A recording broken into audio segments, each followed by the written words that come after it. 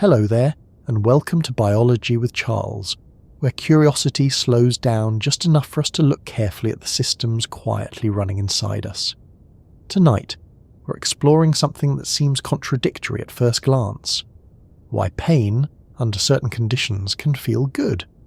Not good in the sense of injury or harm, not the sharp shock of touching a hot stove, but the kind of discomfort that turns into clarity after a long run.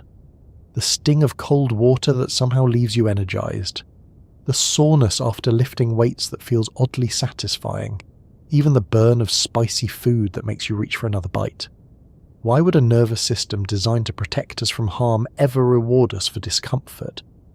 Before we settle into that question, I'm curious.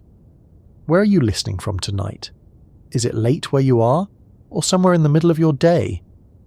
Our bodies respond to stress and sensation differently depending on time, fatigue, and even expectation, and that will matter as we go deeper. If you find this exploration steady and useful, you're welcome to like the video or subscribe. It helps this small corner of biology reach others who enjoy slowing complicated ideas down. Now let's begin with the contradiction itself. Pain exists for a reason. At its most basic level, pain is a warning system. Specialized nerve endings called nociceptors detect extreme temperature, pressure, inflammation, or chemical signals released by damaged tissue. Those signals travel through the spinal cord and into the brain, where they are interpreted as unpleasant sensations. Without pain, survival becomes difficult. People born with rare conditions that prevent them from feeling pain often suffer repeated injuries because their bodies don't alert them when something is wrong. From an evolutionary perspective, pain is protective. It tells you to withdraw your hand, to rest an injured ankle, to avoid the source of harm. So why do some painful experiences produce feelings of relief, pleasure, or even mild euphoria? Think about intense exercise. During the final stretch of a long run, muscles burn. Breathing becomes laboured. The body is clearly under strain. Yet afterward, many people report feeling calm, uplifted, and mentally clear. The same pattern appears in weightlifting, high-intensity interval training, and endurance sports. Or consider eating extremely spicy food. Capsaicin, the active compound in chili peppers, activates heat-sensitive receptors in the mouth. Your brain interprets that activation as burning. Heart rate increases, you may sweat. And yet many people actively seek that sensation and describe the aftermath as enjoyable. There's also the deep pressure of a massage that borders on painful but leaves a sense of release, or the emotional pain of crying that transitions into relief. In each of these cases, discomfort is followed by something that feels rewarding. The key to understanding this paradox lies in a group of chemicals your brain produces on its own. They're called endorphins. The name comes from endogenous morphine, meaning morphine made within the body. Morphine is a powerful opioid drug derived from the opium poppy. It reduces pain by binding to opioid receptors in the brain and spinal cord. In the 1970s, researchers discovered that the brain contains receptors specifically shaped to bind morphine-like substances. That raised an important question. Why would the human brain have receptors designed for a plant-derived drug? The answer was that it doesn't. Those receptors evolved for chemicals the body produces itself. Endorphins are part of a broader family known as endogenous opioids. They are synthesized in the brain and pituitary gland and released in response to stress, pain, exercise, excitement, and sometimes emotional intensity. Once released, they bind to opioid receptors located throughout the central nervous system. When endorphins bind to these receptors, they reduce the transmission of pain signals. But they also influence mood, creating feelings of calm or mild pleasure. So the experience of pain feeling good is not pain itself becoming pleasant. It is pain triggering a biochemical response that dampens the discomfort and produces relief. This relief can feel powerful because it follows contrast. The nervous system is sensitive to change. When you transition from strain to release, from stress to safety, the shift is noticeable. Endorphins amplify that shift. To understand this more clearly, it helps to look at how pain signals move through the body. When tissue is stressed or damaged, nociceptors generate electrical impulses. These impulses travel along peripheral nerves into the spinal cord. From there, they ascend to several regions of the brain, including the thalamus and the somatosensory cortex, which help localize the sensation, and areas like the anterior cingulate cortex, which contribute to the emotional component of pain. Pain is not just a signal, it is an interpretation. The brain evaluates context. It asks, is this dangerous? Is this expected? Is this temporary? During controlled stress, such as exercise, the brain predicts what is happening. You chose to run. You expect muscle strain. That context changes how pain is processed. At the same time, the brain activates descending pathways that can suppress incoming pain signals. These pathways involve structures like the periaqueductal grey in the midbrain, which plays a central role in pain modulation.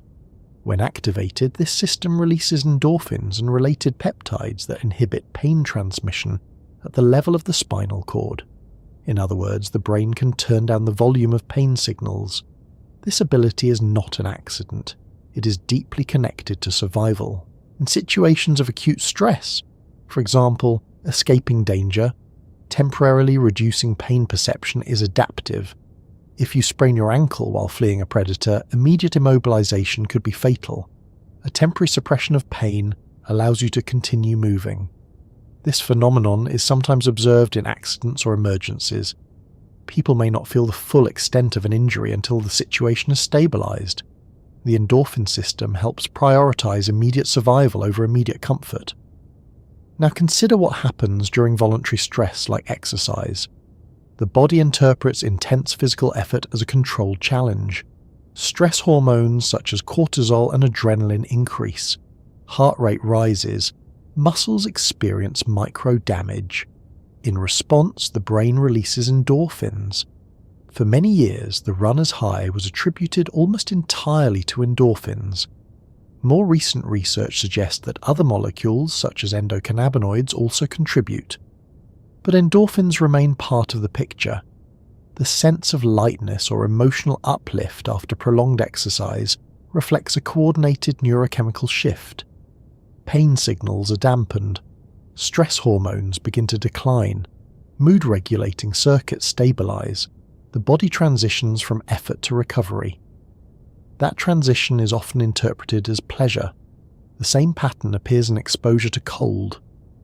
When someone steps into cold water, nociceptors signal intense temperature change.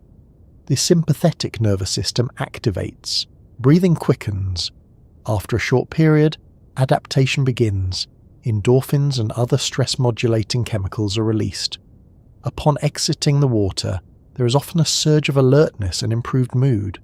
The brain marks the experience as challenging but survivable. Relief follows. Spicy food operates on a related but slightly different mechanism. Capsaicin binds to TRPV1 receptors, which normally respond to heat. The brain interprets this activation as thermal pain. However, no actual tissue damage occurs at typical culinary concentrations. The mismatch between perceived threat and actual safety creates a controlled stress response. Endorphins are released. The eater experiences both burning and reward. Over time, repeated exposure can increase tolerance. The brain learns that the signal does not represent true danger. Some individuals begin to seek the sensation for the biochemical rebound. Emotional pain also interacts with this system. Social rejection, grief, and psychological stress activate some of the same neural circuits as physical pain. Functional imaging studies show overlap between regions processing physical injury and those involved in social exclusion. When someone cries intensely, endorphins may be released as part of the stress response. The feeling of relief after crying is not imaginary. It reflects a shift in neurochemistry. Even laughter plays a role here. Sustained social laughter has been shown in some studies to increase pain tolerance, suggesting endorphin release. Group bonding activities, shared music, collective movement, synchronized chanting appear to engage endogenous opioid systems, reinforcing social cohesion. Pain and pleasure are not opposites in the brain. They are interconnected processes that help regulate behavior. However, this system has limits. Not all pain leads to reward. Chronic pain conditions often involve dysregulation of endogenous opioid pathways.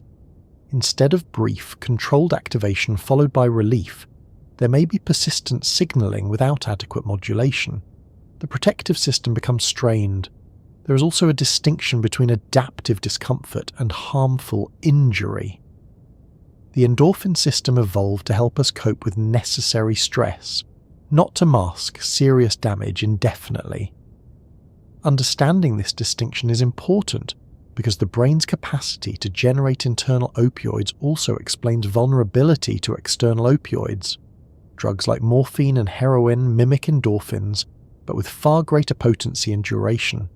They bind to the same receptors, producing intense pain relief and euphoria.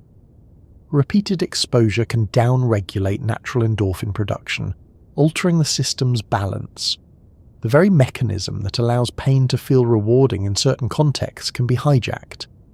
But in everyday life, the endorphin system works quietly and efficiently. It calibrates our response to effort. It softens acute distress. It helps us endure. There is also a learning component involved. When discomfort is followed by reward, the brain strengthens associations. This is partly mediated by interaction between opioid systems and dopamine pathways in the brain's reward circuitry, particularly in areas like the nucleus accumbens. Dopamine is often described as the molecule of motivation. Endorphins, by contrast, are more closely linked to relief and soothing. Together, they shape how we interpret effort. If a difficult workout consistently leads to improved mood, the brain encodes that pattern. Future discomfort is contextualized differently. Anticipation changes perception. Context matters deeply. The same stimulus can be processed as threatening or empowering depending on predictability and control. Controlled exposure to stress can enhance resilience. Unpredictable, uncontrollable pain tends to produce anxiety rather than reward. This distinction explains why some individuals seek challenging physical experiences, long-distance running, ice baths, martial arts training, and describe them as grounding or stabilizing. The stress is chosen. The environment is structured. The nervous system learns that activation is temporary and manageable. Under those conditions, endorphin release becomes part of a feedback loop reinforcing adaptive challenge. It's also worth noting that individual differences exist. Genetics influence opioid receptor density and sensitivity. Past experiences shape expectations. Psychological state alters perception. Two people can undergo the same physical stimulus and report different levels of discomfort and reward. That variability reminds us that pain is not purely sensory. It is cognitive and emotional as well. As we continue, we'll look more closely at how endorphins are produced at the molecular level, where in the brain they originate, how they differ from other endogenous opioids, and why their effects are often subtle but powerful. Because understanding why pain can sometimes feel good requires looking not only at the sensation itself, but at the entire regulatory network that balances stress, relief, and behavior. There are moments when discomfort doesn't end in avoidance. Instead, it ends in a strange kind of satisfaction. Not relief alone, but something closer to reward. A long run that leaves your legs shaking but your mind clear. The steady burn of a sauna session that becomes calming instead of oppressive. The sting of antiseptic on a cut that somehow feels reassuring because it signals healing. Even the ache of stretching a tight muscle can cross a line from unpleasant to productive. If pain exists to protect us, then why does the body sometimes respond to controlled discomfort with signals that feel stabilizing or even mildly pleasurable? To understand this, it helps to separate two concepts that often get blended together: pain as damage and pain as signal. The nervous system does not measure injury directly, it measures input. Specialized receptors in the skin, muscles, joints, and organs detect extreme temperature, pressure, acidity, and inflammatory chemicals. These receptors send electrical impulses through the spinal cord to the brain. The brain interprets those impulses using context, expectation, and memory. Discomfort is information. The interpretation determines whether it becomes suffering, endurance, or something else entirely. Now consider exercise. During sustained physical effort, muscle fibers experience microscopic tears. Metabolic byproducts accumulate, including hydrogen ions and lactate, which stimulate sensory nerve endings. Breathing becomes heavy, heart rate increases. From a purely sensory perspective, these signals resemble stress or threat, yet millions of people voluntarily seek this experience. The reason lies in what happens alongside the discomfort. As physical stress builds, the hypothalamus activates the sympathetic nervous system.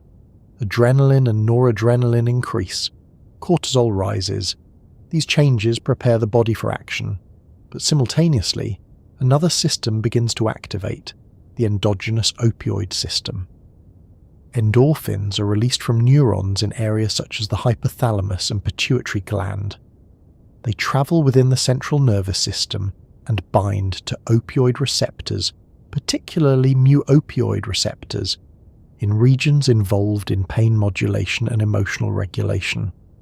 When these receptors are activated, several things happen. Pain transmission in the spinal cord is reduced. Activity in certain limbic structures shifts. The emotional intensity of discomfort decreases. Instead of feeling overwhelmed by effort, the brain recalibrates. The shift is not immediate. During the early phase of exertion, discomfort may feel sharp and demanding. But as exertion continues within tolerable limits, many people experience a transition. The body adapts to the stress. Breathing stabilizes. The sensation of strain becomes rhythmic. After stopping, there is often a sense of clarity or calm. That after effect is not mystical. It reflects a neurochemical transition from high sympathetic activation toward recovery, with endogenous opioids playing a stabilizing role. The same general pattern appears in cold exposure. When someone enters cold water, thermoreceptors in the skin send rapid signals to the brain indicating extreme temperature change. The sympathetic nervous system reacts immediately. Blood vessels constrict, heart rate spikes, breathing becomes rapid and shallow. If the exposure is brief and controlled, the body does not interpret it as life-threatening. After the initial shock, the nervous system begins to adapt. Endorphins are released, partly to blunt the discomfort and partly to regulate stress circuits. Upon leaving the cold environment, many individuals report feeling alert, focused, and energized. The contrast between stress and recovery enhances awareness. The endorphin response contributes to that rebound. Heat works similarly in some contexts. Sauna use exposes the body to elevated temperature. Cardiovascular demand increases. Mild stress is induced. As long as hydration and duration remain safe, the experience can produce relaxation afterward. The stress response activates protective pathways, including opioid signaling, which contributes to the sense of calm during recovery. Spicy food provides a more localized example.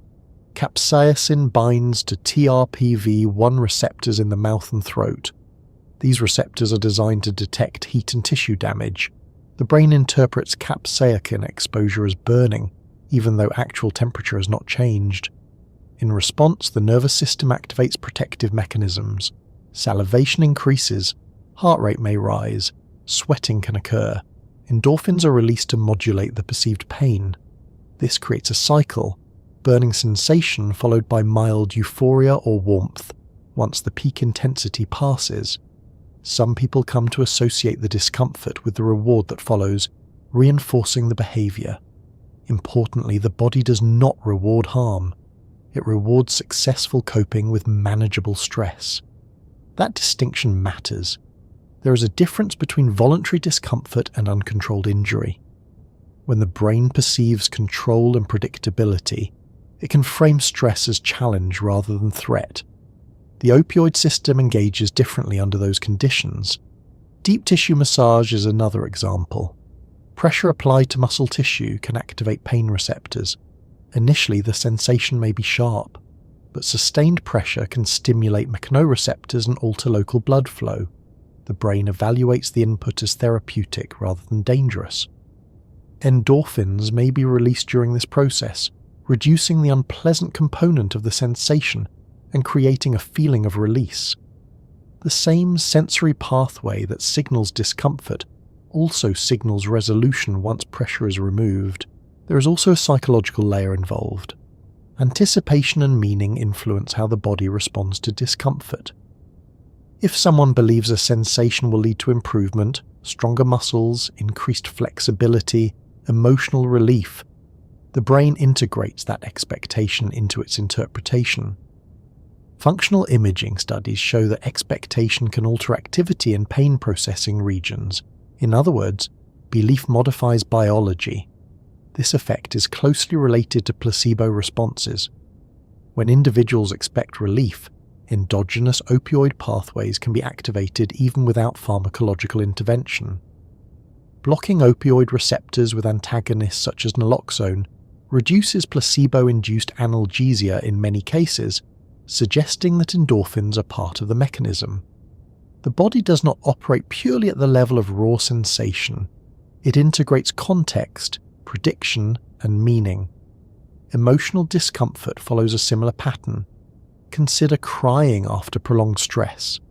Emotional pain activates neural circuits that overlap with physical pain pathways, including the anterior cingulate cortex and insula.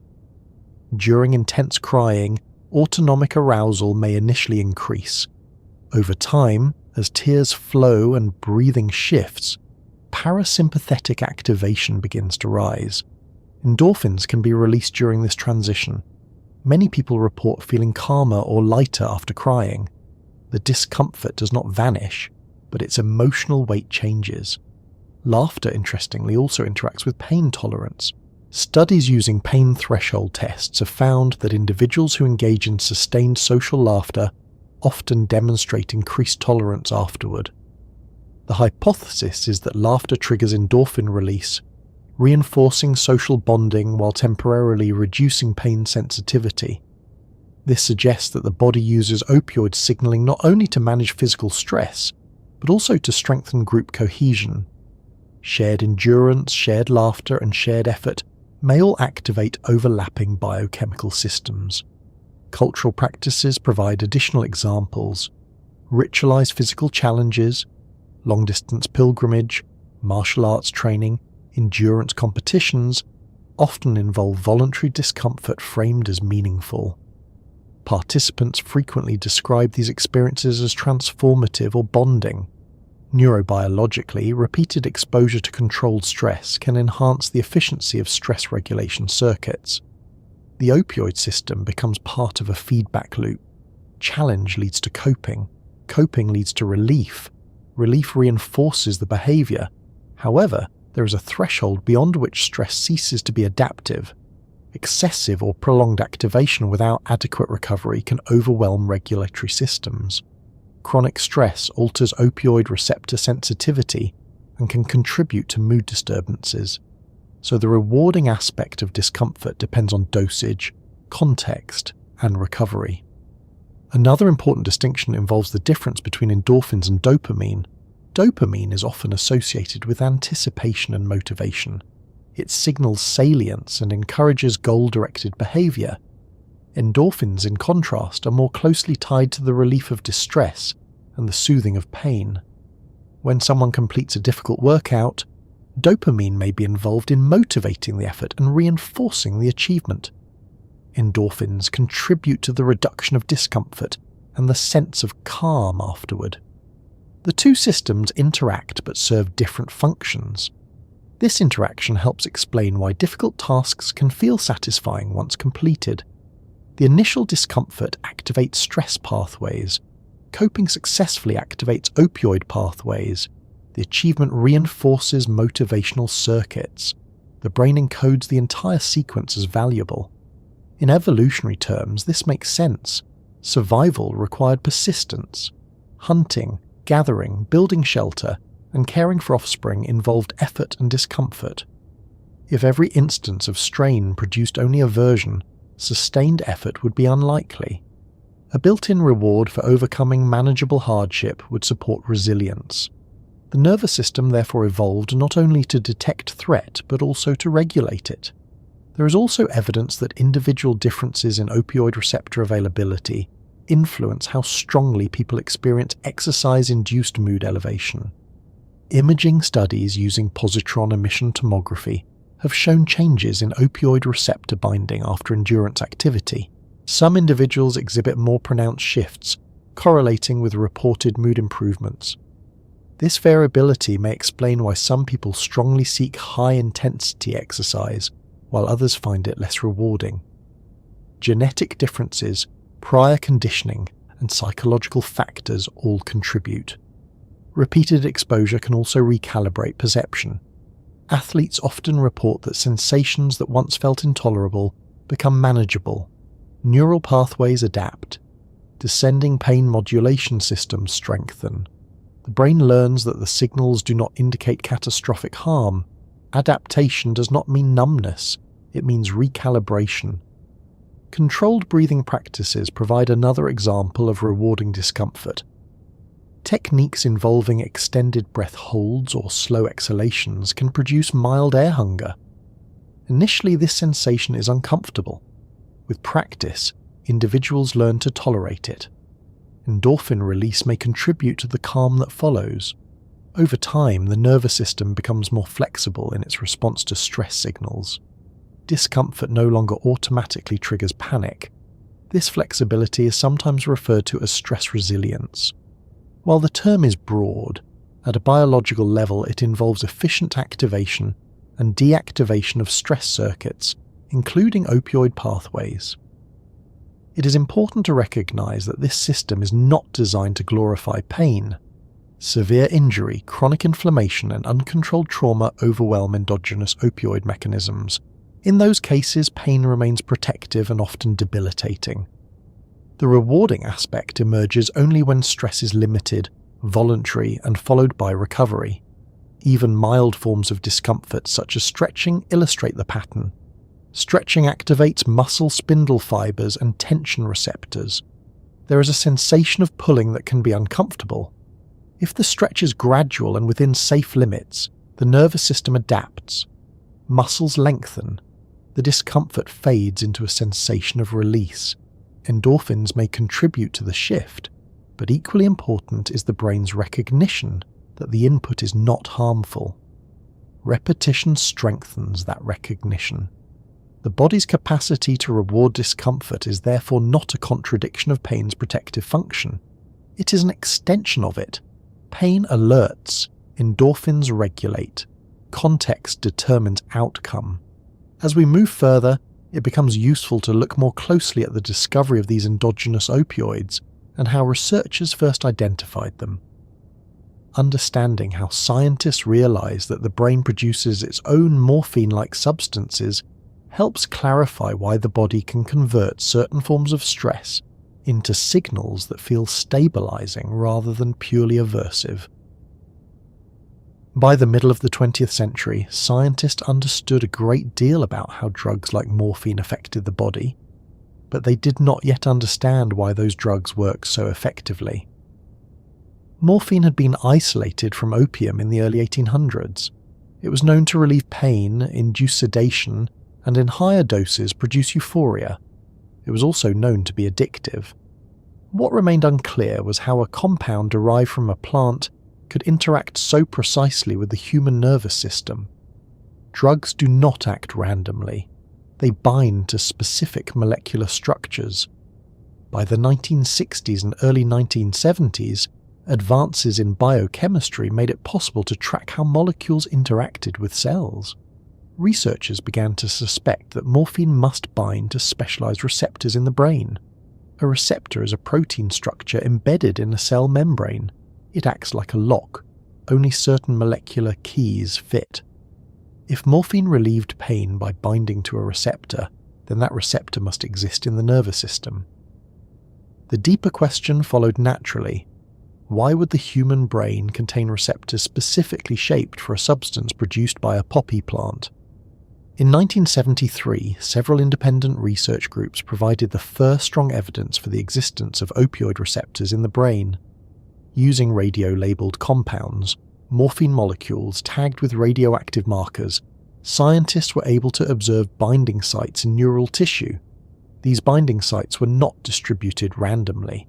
They were concentrated in areas associated with pain modulation, emotion, and stress regulation, including regions of the brainstem and limbic system. The presence of these receptors suggested something important. Evolution does not typically design receptor systems for substances that organisms rarely encounter in nature. It would be inefficient for the brain to develop and maintain highly specific protein structures solely to interact with a plant compound. This led to a hypothesis that would reshape neuroscience. If opioid receptors exist, then the body must produce its own opioid-like molecules. The search for these internal compounds intensified.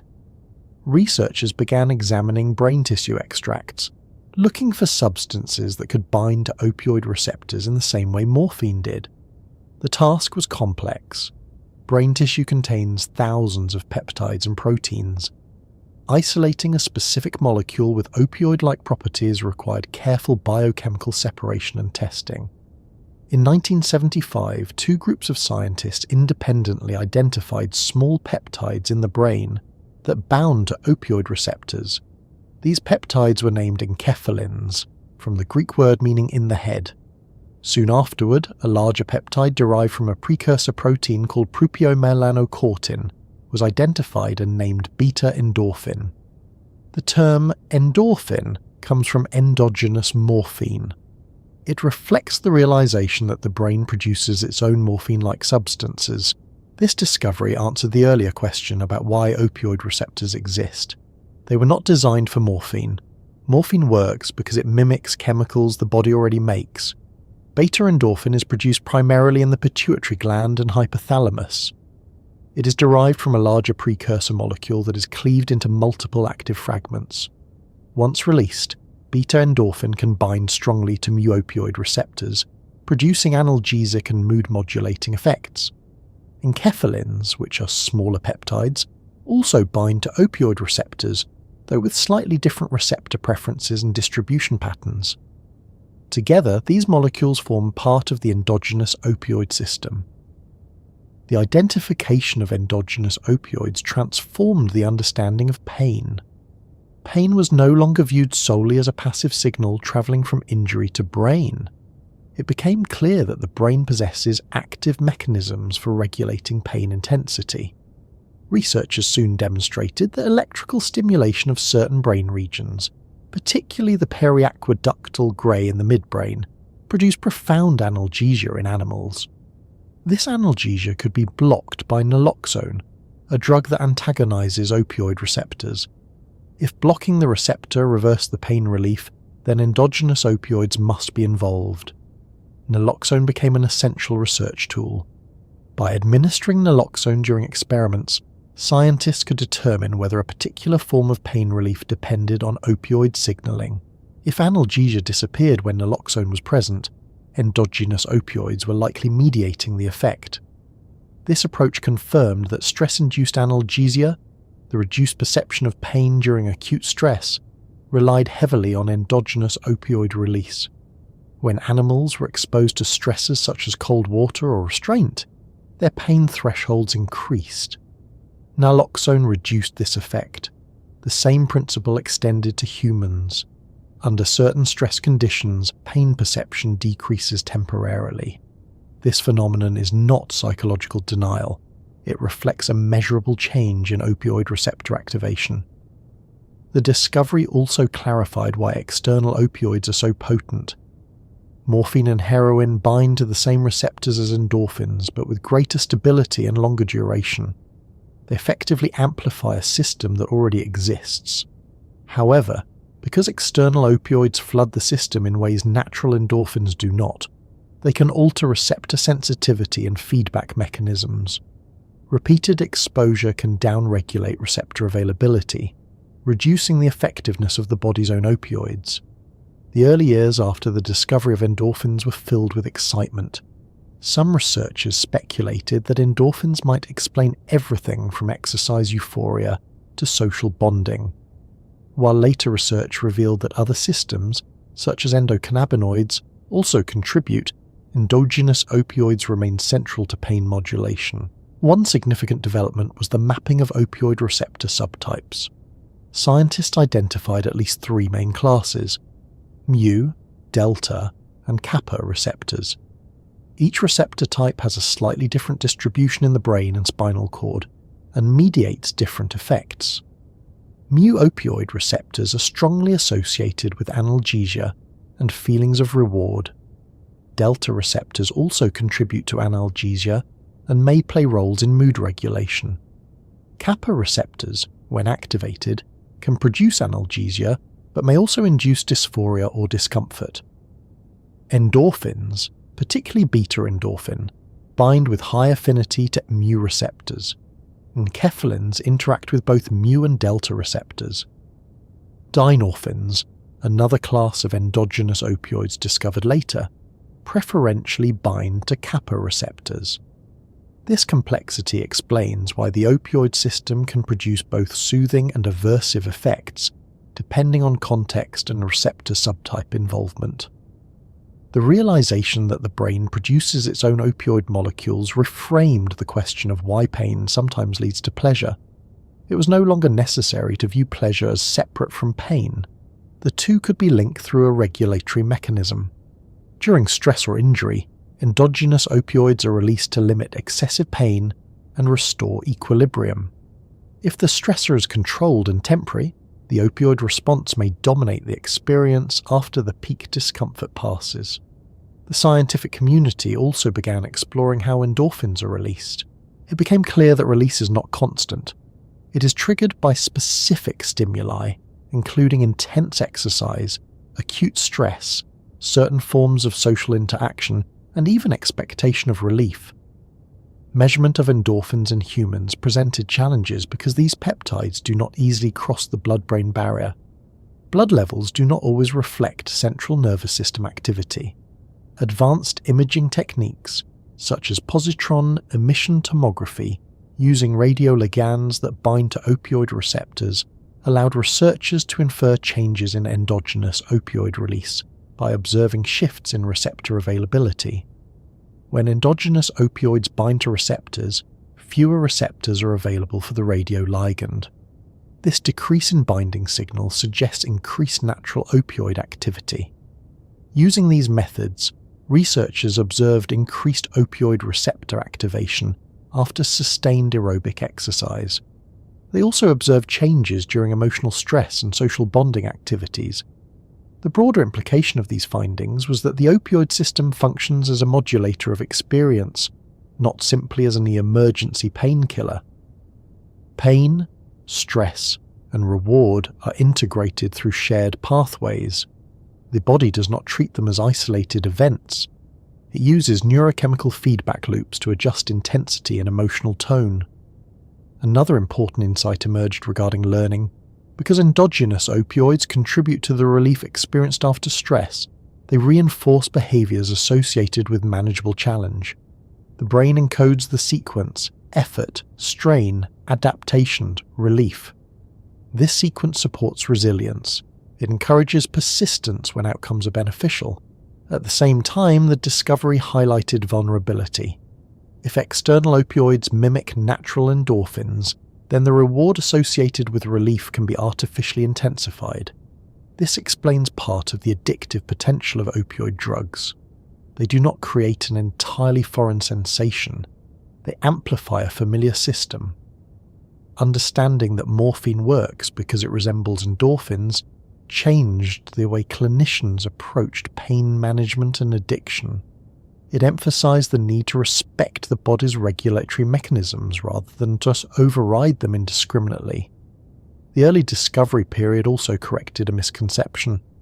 Some popular interpretations suggested that endorphins directly create intense euphoria, similar to strong opioids. In reality, natural endorphin release is typically more moderate and tightly regulated.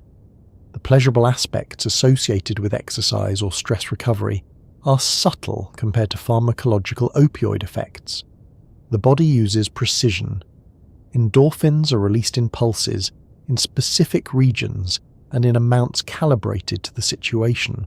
As research advanced, it became clear that the opioid system interacts with many other systems, including dopamine pathways in the nucleus accumbens, serotonin circuits involved in mood, and stress hormones regulated by the hypothalamic pituitary adrenal axis. This interconnectedness means that when discomfort transitions into reward, multiple systems are shifting simultaneously. Endorphins play a central role, but they are part of a network. The identification of endogenous opioids was therefore more than a biochemical milestone. It provided a framework for understanding why the nervous system can transform certain types of pain into something tolerable, even meaningful. It also raised new questions. If endorphins reduce pain and influence mood, what determines when they are released? Why do some individuals experience strong exercise-induced mood changes, while others do not? How does chronic stress alter receptor sensitivity? What role does learning play in shaping opioid responses? These questions led to decades of investigation into how the opioid system integrates physical sensation, emotion, and behavior. The first clue, that morphine works because it imitates something the brain already produces, opened a pathway to understanding that discomfort and reward are not opposites. They are components of a regulatory system designed to help organisms survive challenge. From here, it becomes important to look more closely at the chemistry and structure of endorphins themselves, how they are synthesized, how they travel within neural circuits, and how their interaction with specific receptor subtypes shapes the experience of relief. When people hear the word endorphins, it is often framed in simple terms, chemicals that make you feel good. That description is not entirely wrong, but it is incomplete. Endorphins are not general happiness molecules. They are specific neuropeptides with defined structures, precise origins, and targeted effects within the nervous system. Their primary role is regulation, particularly the regulation of pain, stress, and emotional intensity. To understand what endorphins actually are, it helps to begin at the molecular level. Endorphins belong to a broader class of molecules known as endogenous opioids. Endogenous means produced within the body. Opioid refers to their ability to bind to opioid receptors, the same receptors that respond to drugs such as morphine. Unlike small neurotransmitters such as dopamine or serotonin, endorphins are peptides. A peptide is a short chain of amino acids, which are the building blocks of proteins. The most studied endorphin is beta-endorphin. It is a chain of 31 amino acids. This chain is not produced independently. It is derived from a larger precursor protein called propionmelanocortin, often abbreviated as POMC. POMC is synthesized inside certain neurons and endocrine cells.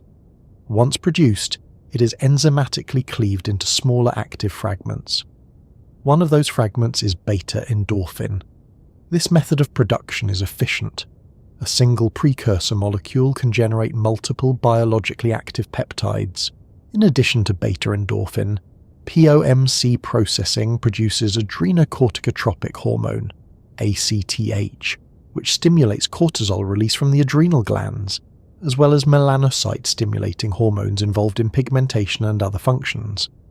This means that endorphin production is closely linked to stress hormone regulation. Beta-endorphin is primarily produced in the hypothalamus and the anterior pituitary gland.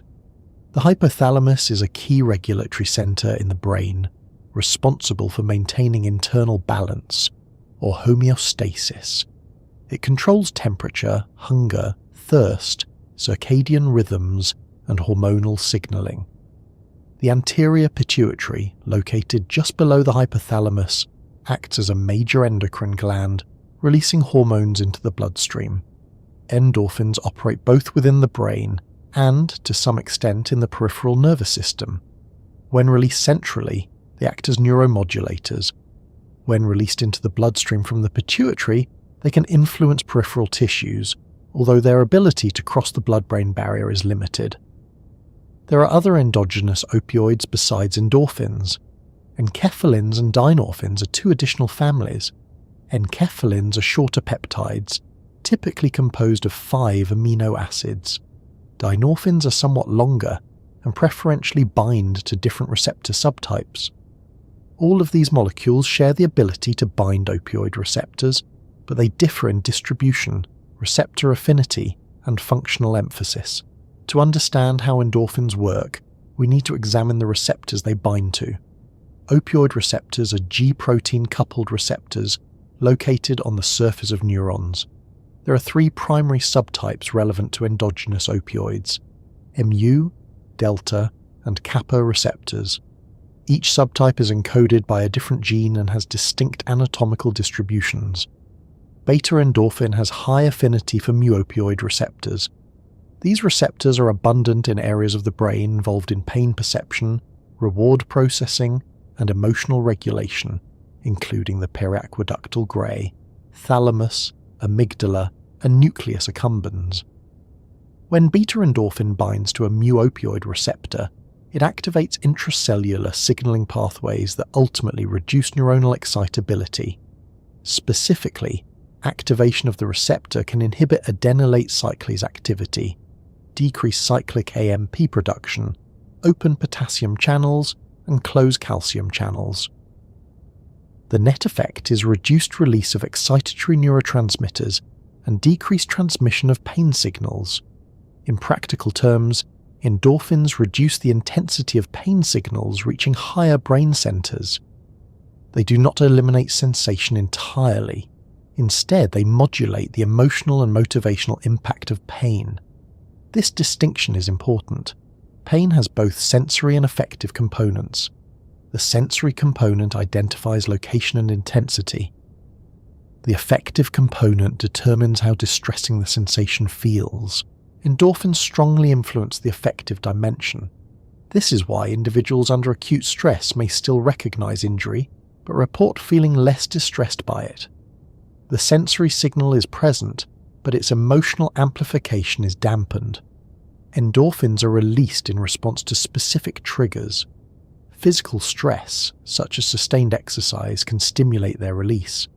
Psychological stress can also activate the system, particularly when mediated by hypothalamic activation of POMC neurons.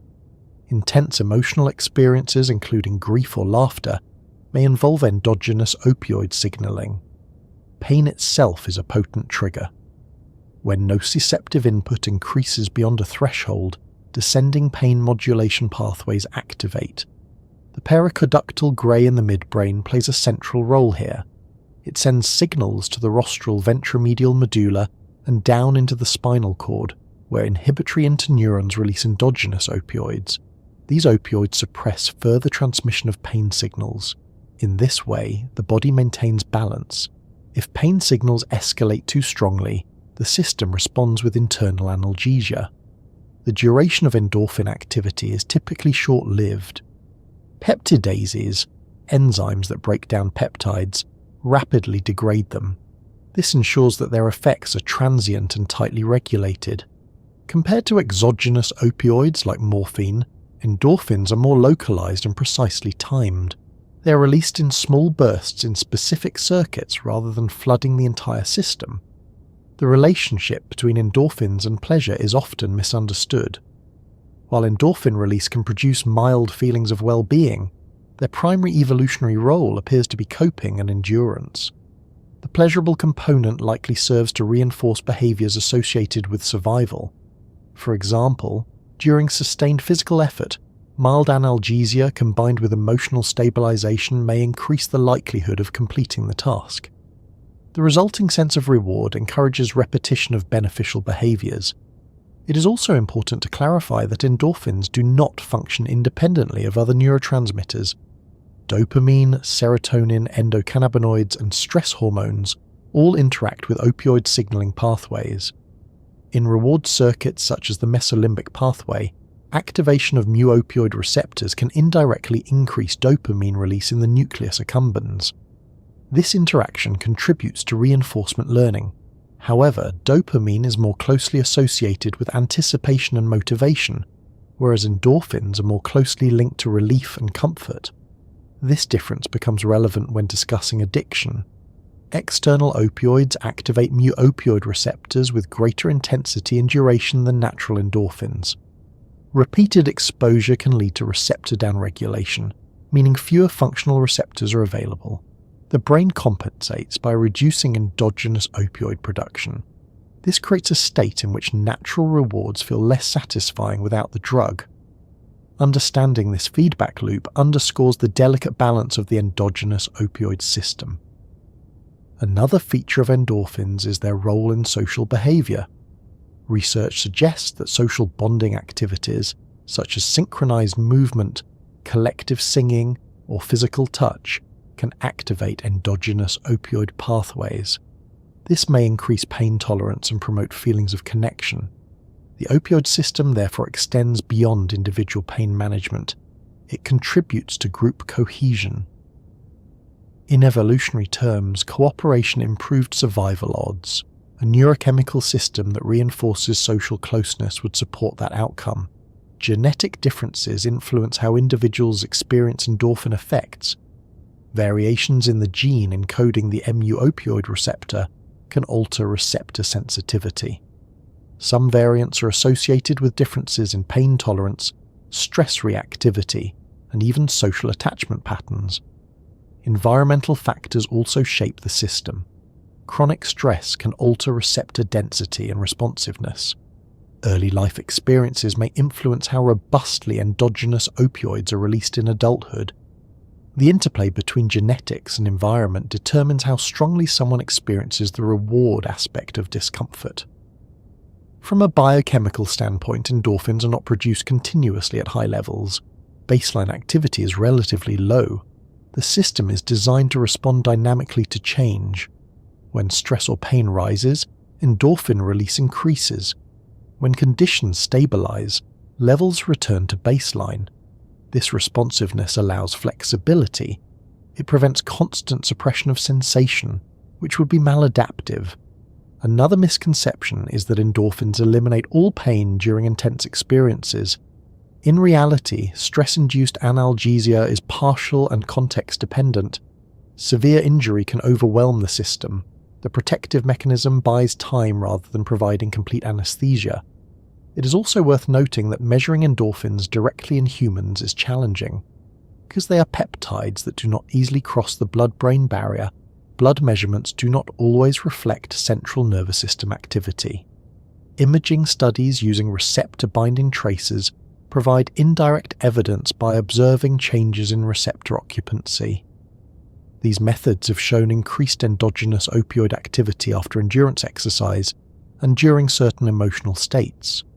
However, the magnitude and duration of release vary widely between individuals. At a systems level, endorphins function as modulators. They fine-tune the nervous system's response to stress, pain, and challenge. They help maintain stability in the face of disruption. This modulation explains why discomfort can transition into something more manageable. It also explains why the experience feels meaningful rather than random. The brain interprets successful coping as valuable. Endorphins do not create joy in isolation. They reduce distress so that other positive signals can become more noticeable. When discomfort subsides, clarity or calm can emerge. This subtle but important distinction reframes the original paradox. Pain does not inherently feel good. Instead, the body possesses an internal system that rewards effective adaptation to controlled stress. As we move forward, it becomes useful to examine more closely how opioid receptors themselves function as molecular gates, and how their distribution across different brain regions shapes the varied experiences of relief, endurance, and, in some cases, vulnerability. When researchers confirmed that the brain produces endorphins, the next essential question was how those molecules actually exert their effects. Chemicals do not alter perception simply by existing. They must interact with specific targets. In the case of endorphins, those targets are opioid receptors, specialized proteins embedded in the membranes of neurons throughout the brain and spinal cord. These receptors are not passive structures. They are dynamic regulatory switches. Without them, endorphins would have no effect. At a structural level, opioid receptors belong to a large family known as G, protein-coupled receptors.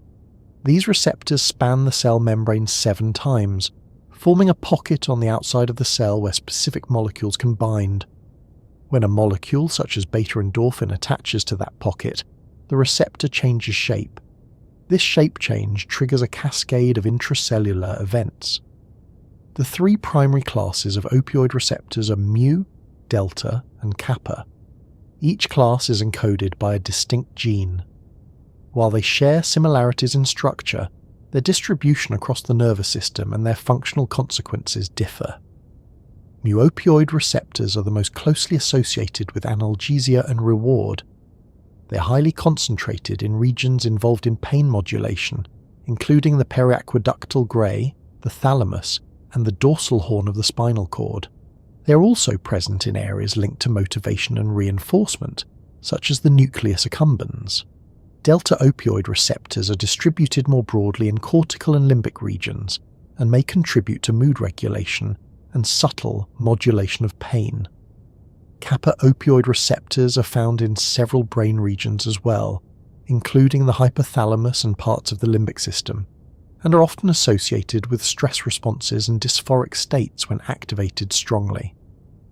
When endorphins bind to mu-opioid receptors, several immediate cellular changes occur. One of the primary effects is the inhibition of adenylate cyclase, an enzyme involved in producing cyclic AMP, a signaling molecule inside cells. This inhibition reduces excitatory signaling pathways. At the same time, potassium channels within the neuron's membrane are opened. Potassium ions flow out of the cell, making the inside more negatively charged. This hyperpolarization makes it more difficult for the neuron to fire an action potential. In addition, calcium channels may close, reducing the release of excitatory neurotransmitters. The combined effect is decreased neuronal activity in circuits transmitting pain or stress signals. This mechanism operates at multiple levels of the nervous system. In the spinal cord, opioid receptor activation reduces the release of neurotransmitters such as substance P and glutamate from primary nociceptive neurons. This dampens the upward transmission of pain signals to higher brain centers. In the brain, activation of opioid receptors can alter how pain is interpreted emotionally. The anterior cingulate cortex and amygdala, both involved in processing the emotional dimension of pain, contain opioid receptors. Endorphin binding in these areas can reduce the distress associated with discomfort. This layered modulation explains why someone may still perceive a painful stimulus, but feel less disturbed by it. The signal is not eliminated, it is reframed. The distribution of opioid receptors also reveals why the system influences reward and motivation. In the nucleus accumbens, a core component of the brain's reward circuitry, mu-opioid receptor activation can enhance dopamine release indirectly. Dopamine signals salience and reinforces behaviors that the brain interprets as beneficial. When endorphins activate mu receptors in this region, the resulting dopamine increase can strengthen associations between effort and positive outcome. This contributes to the reinforcement of behaviors such as sustained exercise or social bonding activities that involve manageable stress. However, the opioid system is not uniformly pleasurable. Activation of kappa opioid receptors often produces different effects. Dynorphins, endogenous peptides, that preferentially bind to kappa receptors can induce aversive states when strongly activated. This suggests that the opioid system includes both soothing and cautionary components. The balance between receptor subtypes influences overall experience. An important feature of opioid receptors is that they are not static. Their number and sensitivity can change in response to repeated stimulation. This adaptability is known as receptor regulation. If opioid receptors are repeatedly activated by high levels of an agonist, such as morphine or heroin, the body compensates. Receptors may become less responsive, a process known as desensitization. Some receptors may be internalized into the cell and temporarily removed from the surface, reducing availability. This regulatory mechanism explains tolerance. When fewer functional receptors are available, larger amounts of the agonist are required to achieve the same effect. Natural endorphin release rarely overwhelms the system to this extent because it occurs in controlled bursts. The body's endogenous opioid system is designed to operate within physiological limits. The location of receptors also shapes their impact on respiration, mood, and cognition. Mu-opioid receptors in the brainstem can influence breathing patterns. This is why high doses of external opioids can suppress respiration dangerously. Endorphins, under normal physiological conditions, do not typically reach concentrations that produce such extreme effects. The precision of receptor distribution highlights an important principle. Endorphins do not create a generalized state of pleasure. They act on specific circuits to regulate pain, stress, and emotional tone. Another significant aspect is the interaction between opioid receptors and other receptor systems. For example, opioid receptor activation can influence GABAergic interneurons in the ventral tegmental area. By inhibiting inhibitory neurons, opioid signaling can increase dopamine release indirectly. This disinhibition mechanism is central to understanding how both natural rewards and addictive substances engage reinforcement pathways. In situations of controlled discomfort, such as long-distance running, the modest activation of mu-opioid receptors contributes to pain tolerance and emotional stability. The associated dopamine modulation reinforces the behavior without overwhelming the system. Contrast this with pharmacological opioid exposure, which can cause widespread and prolonged receptor activation. The resulting dopamine surge is more intense and less regulated, increasing the risk of dependence. Genetic variation adds another layer. The gene encoding the mu-opioid receptor, known as OPRM1, has several polymorphisms. One commonly studied variant alters receptor binding efficiency. Individuals carrying certain variants may experience differences in pain sensitivity, stress response, and even social attachment. This genetic diversity influences how strongly someone experiences the reward component of discomfort. Receptors also participate in learning. When a stressful event is successfully navigated, opioid receptor activation contributes to the consolidation of that experience as manageable. The brain encodes not only the sensory details but also the relief that followed. Over time, this learning can modify expectations. Anticipated pain may feel less threatening if prior experiences were accompanied by effective endogenous opioid regulation. Importantly, opioid receptors function within descending pain modulation pathways. The periaqueductal gray sends projections to the rostral ventromedial medulla, which in turn projects to the dorsal horn of the spinal cord. These pathways can inhibit incoming pain signals before they ascend to higher brain centers. Opioid receptors along this pathway act as checkpoints. When activated, they reduce the gain on nociceptive transmission. This descending control system illustrates that pain perception is not purely bottom-up. It is shaped by top-down regulation, informed by context, emotion, and prior experience. Expectation can even trigger opioid receptor activation. Placebo analgesia studies demonstrate that when individuals believe they are receiving pain relief, endogenous opioids are released. Blocking mu-opioid receptors with antagonists reduces the placebo effect, This indicates that belief and prediction can activate the same receptor systems engaged by physical stress. The receptors in this sense are waiting for keys generated both by physical stimuli and cognitive processes. The concept of locks waiting for keys is not metaphorical exaggeration. At the molecular level, the receptor's binding pocket is structurally complementary to specific peptide sequences found in endogenous opioids. Slight alterations in molecular shape can change binding affinity dramatically. This specificity ensures that signaling remains targeted. Endorphins cannot randomly activate unrelated receptors. They are structurally tuned to opioid receptor binding sites, yet the system remains flexible. Different receptor subtypes can respond to different endogenous peptides. The diversity allows fine-tuned modulation across multiple circuits.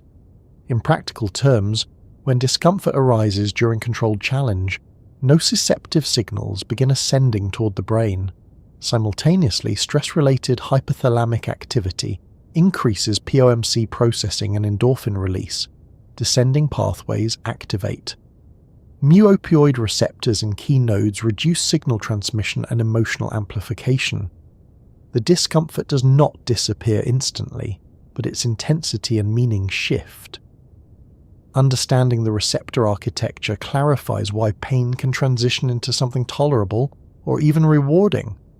It is not that pain itself transforms into pleasure. Rather, receptor-mediated modulation alters neural signaling patterns. The same receptor systems that protect us during acute injury also contribute to the satisfaction experienced after overcoming challenge. From here, the next step is to examine how pain signals are initially transmitted through the nervous system, and how the brain evaluates those signals before deciding whether to amplify or dampen them. The opioid receptors provide the mechanism for modulation, but the decision to engage that mechanism depends on how pain is detected and interpreted at earlier stages of processing. Pain does not begin in the brain, it begins at the periphery, in specialized sensory endings distributed throughout the skin, muscles, joints, and internal organs. These endings are called nociceptors. They are not general-purpose touch receptors. They are tuned specifically to detect signals that suggest potential tissue damage, extreme heat or cold, intense mechanical pressure, or chemical changes associated with inflammation. When you place your hand on a hot surface, thermal nociceptors in the skin respond to high temperature. When muscle fibers are strained beyond their usual range during intense exercise, mechanical nociceptors activate. When tissue is injured and inflammatory molecules accumulate, chemical nociceptors respond. Each of these receptors converts physical or chemical stimuli into electrical impulses. That process is called transduction. The impulse travels along peripheral nerve fibers toward the spinal cord. There are two primary types of fibers that carry nociceptive information: A-delta fibers and C-fibers. A-delta fibers are thinly myelinated, which allows relatively rapid conduction. They are responsible for sharp, well-localized pain, the immediate sting of a cut or the sudden burn from heat. C-fibers are unmyelinated and conduct more slowly. They transmit dull, aching, or throbbing pain that persists after the initial injury.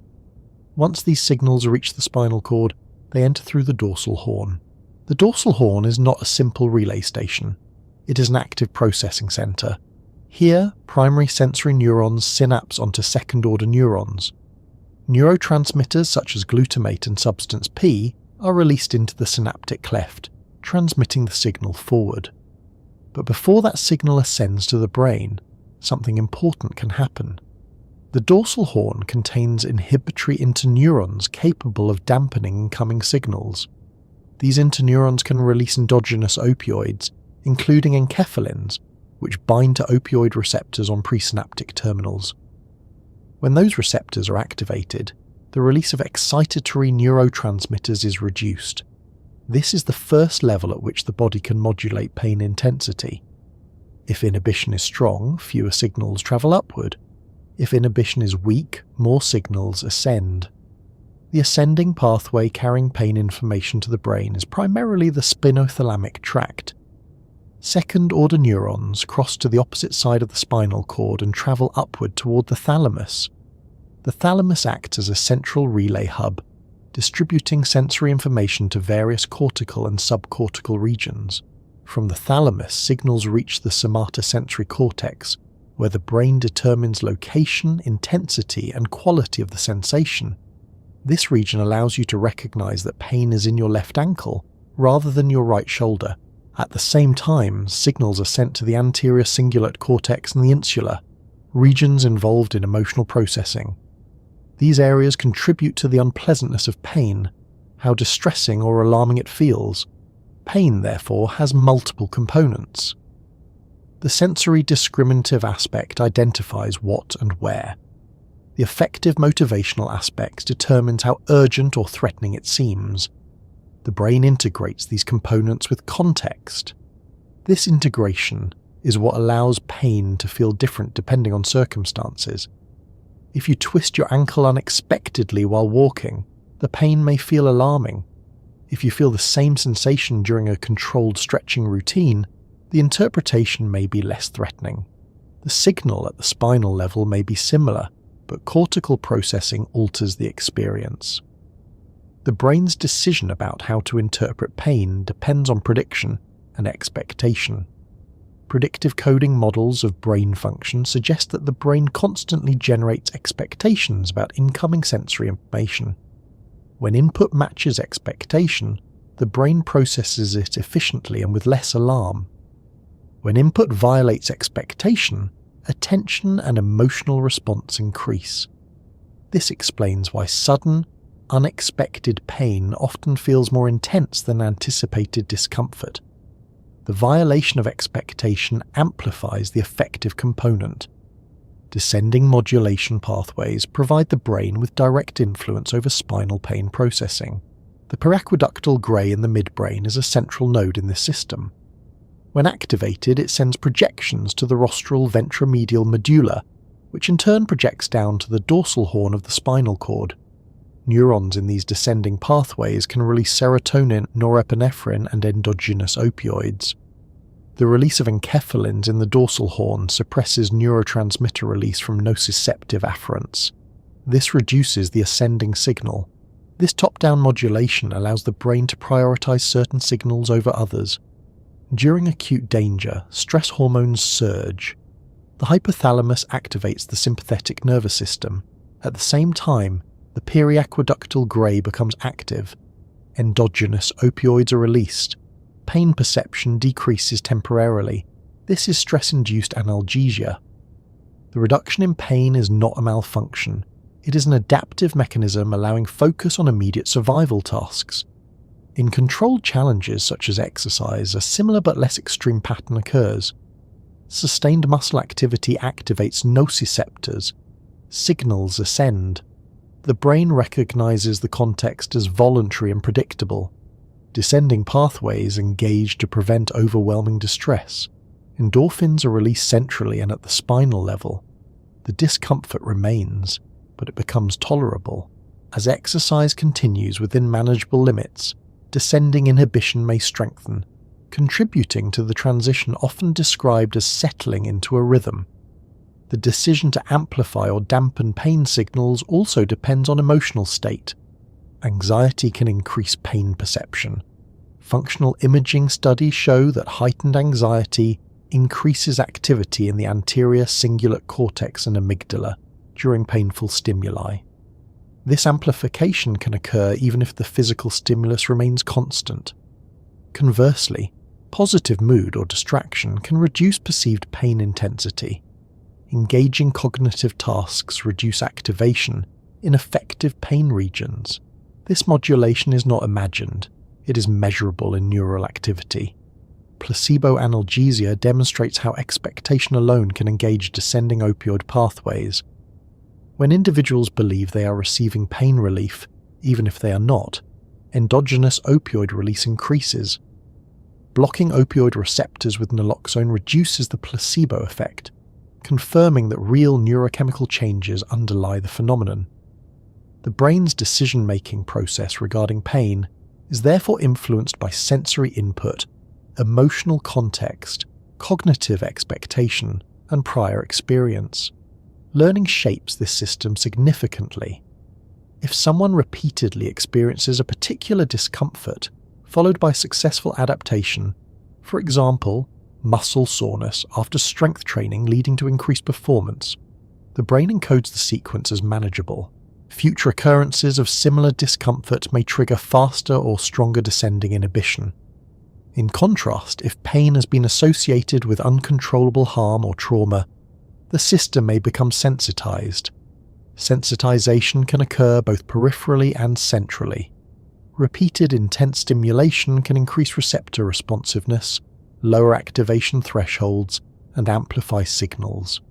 Central sensitization involves changes in spinal and brain circuits that enhance pain transmission. Under these conditions, descending inhibition may weaken, and endogenous opioid release may become insufficient to counteract amplified signals. The balance between amplification and inhibition determines whether discomfort feels threatening or tolerable. This balance also explains why chronic pain differs from acute pain. In chronic pain states, the regulatory system can become dysregulated. Opioid receptor function may change. Inflammatory processes may alter nociceptor sensitivity. Emotional circuits may remain persistently activated. In acute, controlled discomfort, however, the system operates as designed. Signals rise, the brain evaluates context, descending pathways adjust intensity. Endorphins modulate both spinal transmission and cortical interpretation. The role of attention should not be underestimated. Directing attention toward pain can increase its perceived intensity. Shifting attention elsewhere reduces cortical activation in pain-related regions. Meditation practices that emphasize non-judgmental awareness can alter activity in the anterior cingulate cortex and insula, changing the emotional tone of discomfort. These effects demonstrate that the brain's decision about pain is dynamic rather than fixed. Another layer involves interoception, the sense of the internal state of the body. The insula integrates interoceptive signals, contributing to subjective awareness of discomfort. Individuals with heightened interoceptive sensitivity may experience bodily sensations more vividly. However, interpretation remains crucial. Athletes often develop refined interoceptive awareness that distinguishes productive strain from harmful injury. This skill reflects learning within pain processing circuits. Pain signals are therefore not absolute directives, they are proposals. The brain evaluates them in light of goals, context, memory, and prediction. Endorphins function as one of the tools the brain uses when it decides that a signal should be dampened rather than amplified. The process unfolds in stages: nociceptor activation, spinal processing, ascending transmission, cortical interpretation, and descending modulation. At multiple points along this pathway, opioid receptors can alter the signal's strength. This layered architecture explains why the same physical stimulus can produce different experiences in different situations. It also clarifies how discomfort can transition into a feeling of accomplishment or relief when the brain determines that the challenge is safe and purposeful. The next step is to examine a specific example where this system becomes especially visible: sustained aerobic exercise and the phenomenon often referred to as the runner's high. For decades, athletes and recreational joggers alike have described a distinct psychological shift that can occur during prolonged aerobic exercise. It does not appear immediately. It tends to emerge after sustained effort, often 20, 30, or 40 minutes into continuous movement. The legs may still feel heavy, breathing remains elevated, yet mentally something changes. Thoughts become quieter, mood lifts, discomfort fades into the background. Some describe it as clarity, others call it calm. Popular culture named it the runner's high. For a long time, the explanation seemed straightforward. Exercise triggers endorphin release, and endorphins reduce pain while enhancing mood. The idea was appealing because it fit the discovery of endogenous opioids. If morphine relieves pain and can produce euphoria, then naturally released opioids might create a milder version of that effect. However, the reality turned out to be more complex. The first challenge in studying the runner's high was measurement. Endorphins are peptides that do not easily cross the blood-brain barrier. Measuring beta endorphin levels in the bloodstream does not necessarily reflect what is happening in the brain. Early studies showed that blood levels of beta endorphin increased after sustained aerobic exercise. This finding supported the hypothesis, but it did not prove that central opioid activity was responsible for the psychological experience. To address this limitation, researchers began using imaging techniques such as positron emission tomography. By administering radio-labeled compounds that bind to mu-opioid receptors, scientists could observe changes in receptor availability. If endogenous opioids were released during exercise, fewer receptors would be available for the tracer to bind, indicating increased natural opioid activity. These imaging studies demonstrated decreased binding potential in several brain regions after endurance running, suggesting that endogenous opioids had been released and were occupying receptors. The areas showing changes included the prefrontal cortex, anterior cingulate cortex, insular, and limbic structures, regions involved in emotion and pain processing. Participants reporting stronger mood elevation after running tended to show greater opioid receptor activation in these areas. This provided more direct evidence that endogenous opioids contribute to the runner's high. At the same time, additional research revealed that endorphins are not acting alone. Endocannabinoids, lipid-based signaling molecules that bind to cannabinoid receptors, also increase during sustained aerobic exercise. Unlike endorphins, endocannabinoids can cross the blood-brain barrier more readily. Some researchers argue that they may play an even more prominent role in the subjective feeling of euphoria. The interaction between opioid and endocannabinoid systems appears to be synergistic. Both systems modulate pain and stress circuits. Both influence mood and reward pathways. Together they create a shift in neural balance that favors reduced distress and enhanced emotional stability. Understanding the runner's high requires examining what happens physiologically during prolonged aerobic activity. As exercise intensity rises to a moderate but sustainable level, heart rate increases. Blood flow to skeletal muscles expands. The hypothalamic pituitary adrenal axis becomes active. Cortisol and adrenaline increase. These hormones mobilize energy stores and enhance alertness. Simultaneously, nociceptors in working muscles respond to mechanical strain and metabolic byproducts. Lactate, hydrogen ions, and inflammatory mediators accumulate. These signals travel toward the brain, indicating effort and strain. If the intensity remains within manageable limits, the brain does not interpret these signals as catastrophic. Instead, it initiates regulatory responses. The periaqueductal grey becomes active. Descending pain modulation pathways engage. Endogenous opioids are released both centrally and within the spinal cord. As these opioids bind to mu receptors in limbic and cortical regions, the emotional weight of discomfort diminishes. Activity in the anterior cingulate cortex decreases. The amygdala's response to stress signals moderates. Meanwhile, increased endocannabinoid levels may enhance a sense of calm and focus. The subjective experience that emerges is not a complete absence of sensation. It is a recalibration. Pain remains, but it becomes less intrusive. Attention narrows toward rhythmic movement. Repetitive motor patterns dominate cortical processing. Intrusive thoughts quiet. This state resembles aspects of what psychologists call flow, a condition in which attention becomes fully absorbed in a task. However, the runner's high specifically involves biochemical modulation of pain and mood. It is important to emphasize that not everyone experiences a pronounced runner's high. Individual variability is significant. Genetics influence opioid receptor density and endocannabinoid signaling efficiency. Training status matters as well. Individuals accustomed to endurance exercise may reach the neurochemical threshold for mood shifts more efficiently. Intensity also plays a role. Exercise that is too mild may not sufficiently activate stress and regulatory systems.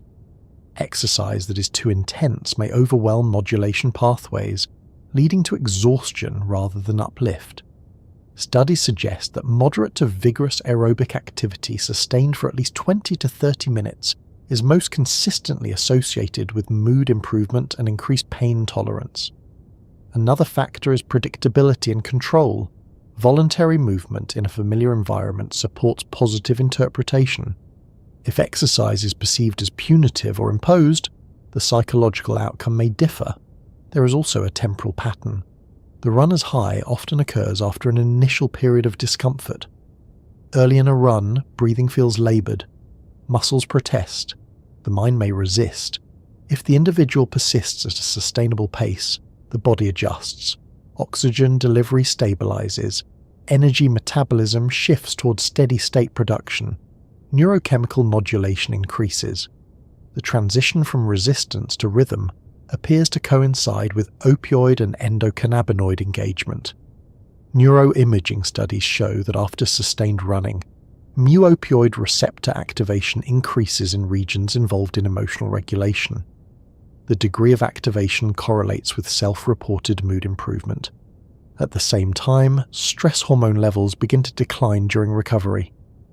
The combination of reduced cortisol, increased endogenous opioids, and elevated endocannabinoids produces a distinct psychological aftereffect, often described as calm alertness. The evolutionary implications are worth considering. For early humans, persistence hunting required sustained aerobic effort. Hunters would track prey over long distances in hot environments. This activity demanded endurance in the face of discomfort. A neurochemical system that reduced pain and reinforced persistence would have conferred survival advantages. The ability to tolerate strain and maintain cognitive clarity during extended exertion would improve success rates. The runner's high may reflect an ancient adaptation supporting endurance-based survival strategies. This hypothesis is consistent with findings in other endurance-adapted mammals. Research in rodents shows increased endocannabinoid signaling after sustained wheel running. Similar pathways appear conserved across species.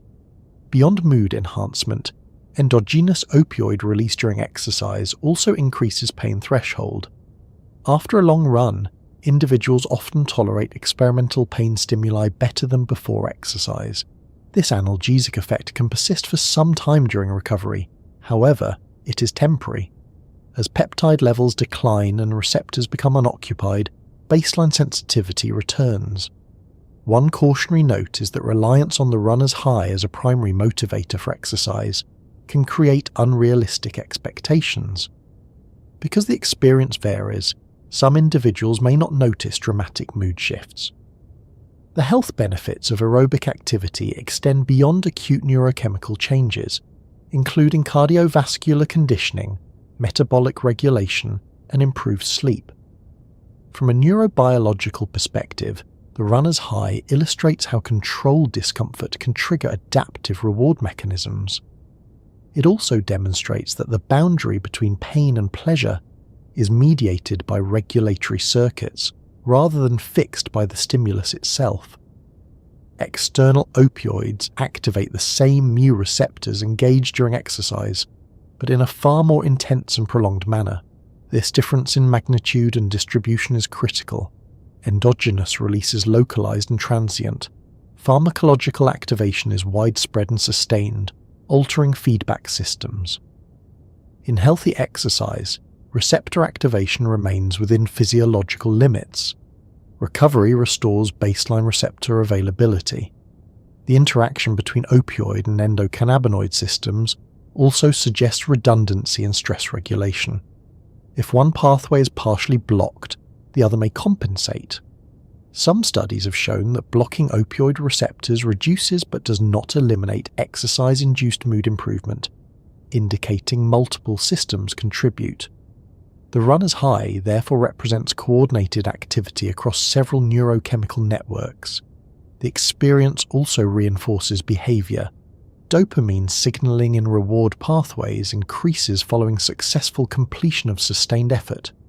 This reinforces the habit of regular exercise. Endorphins contribute to the relief component. Dopamine reinforces anticipation of future sessions. The cycle becomes self-sustaining when balanced appropriately. Yet the system remains sensitive to overtraining. Excessive endurance activity without adequate recovery can elevate baseline stress hormones and blunt opioid responsiveness. Under those conditions, mood may decline rather than improve. This underscores that the body rewards discomfort only when it perceives it as manageable and recoverable. The runner's high is one of the clearest demonstrations that pain does not operate in isolation. Sensory input, neurochemical modulation, emotional interpretation, and behavioral reinforcement converge. As we move forward, the next context in which endogenous opioids become especially visible involves acute stress outside of exercise, moments of danger or extreme intensity in which pain temporarily disappears. Understanding that phenomenon reveals another layer of how the brain prioritizes survival over sensation. There are documented cases of soldiers wounded in combat who report feeling little to no pain at the moment of injury. Hours later, once the situation has stabilized, the pain becomes intense. Similar accounts appear after car accidents, natural disasters, or other emergencies. Someone breaks a bone but continues moving. A deep cut goes unnoticed until the immediate threat has passed. This phenomenon is often called stress-induced analgesia, and in extreme settings it is sometimes referred to as the battlefield effect. The nervous system is not malfunctioning in these situations, it is prioritizing survival. To understand why pain can temporarily disappear during acute danger, it helps to revisit the architecture of the stress response. When the brain detects threat, the amygdala activates rapidly. The amygdala is part of the limbic system and plays a central role in processing fear and emotional salience. From there, signals are sent to the hypothalamus. The hypothalamus initiates two major systems almost simultaneously: the sympathetic nervous system and the hypothalamic pituitary adrenal axis. The sympathetic nervous system increases heart rate, dilates airways, redirects blood flow toward muscles, and prepares the body for rapid action. This is the immediate fight-or-flight response. The hypothalamic pituitary adrenal axis unfolds over a slightly longer time frame. The hypothalamus releases corticotropin-releasing hormone, which stimulates the anterior pituitary to release adrenocorticotropic hormone. That hormone travels through the bloodstream to the adrenal glands, triggering cortisol release. Cortisol mobilizes energy and modulates inflammation.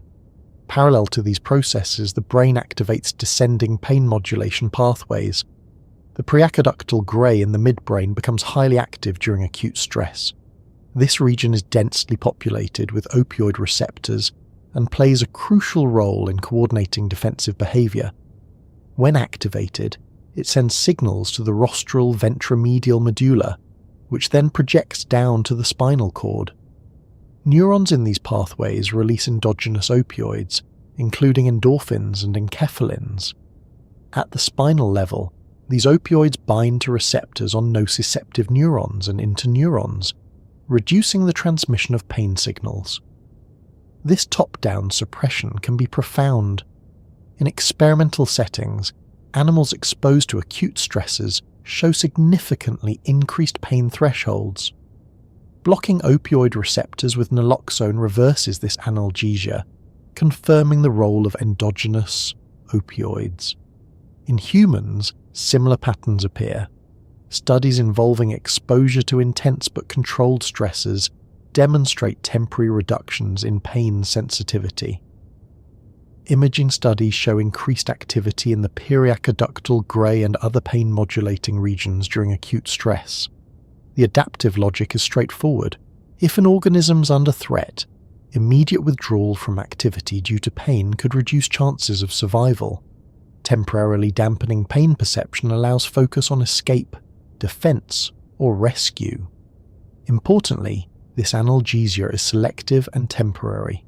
It is not designed to mask severe injury indefinitely.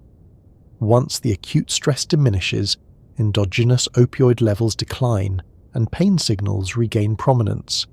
The battlefield effect also illustrates the distinction between pain sensation and pain suffering. During combat, a wounded individual may cognitively recognize injury, but not experience overwhelming distress. The emotional component is suppressed alongside the sensory signal. The brain is allocating resources toward immediate survival. In addition to opioid signaling, other neurotransmitters contribute. Norepinephrine released from the locus coeruleus increases vigilance and may modulate spinal pain pathways. Endocannabinoids also rise during stress and interact with opioid circuits. The combined effect is a coordinated suppression of pain in the service of survival. However, not all stress reduces pain. Chronic stress often increases pain sensitivity. The key variable is duration and predictability. Acute stress produces a rapid, transient analgesic response. Chronic stress can lead to dysregulation of both opioid receptors and stress hormone systems. Prolonged elevation of cortisol and repeated activation of stress circuits may alter receptor density or sensitivity. Over time, this can contribute to heightened pain perception rather than suppression. This difference helps explain why individuals exposed to long-term stress may experience increased vulnerability to chronic pain conditions. The battlefield effect therefore reflects a specific type of stress: immediate, high intensity, and time-limited. Another important factor is attention. In acute danger, attention narrows dramatically. Cognitive resources focus on relevant threats. This attentional narrowing reduces processing of other sensory input, including pain. The anterior cingulate cortex and prefrontal cortex participate in this prioritization. Functional imaging studies show altered activity in these regions during high-stress tasks. Reduced engagement with pain-related cortical areas may contribute to diminished conscious awareness of discomfort. Memory also plays a role. Some individuals recall injury events as happening in slow motion or with altered perception. This temporal distortion reflects stress-related changes in neural processing. Increased catecholamine release enhances memory encoding in some circuits while suppressing others. The interplay between memory and pain perception during acute stress can influence how the event is recalled later. Once safety is restored and endogenous opioids decline, pain may surge back into awareness. From a biochemical perspective, endorphins released during acute stress bind primarily to mu-opioid receptors in pain-processing regions. This receptor activation reduces excitatory neurotransmitter release and hyperpolarizes neurons involved in transmitting nociceptive signals. Because the system operates through descending modulation, suppression occurs before signals fully ascend to higher cortical areas. The brain is intervening at an early stage.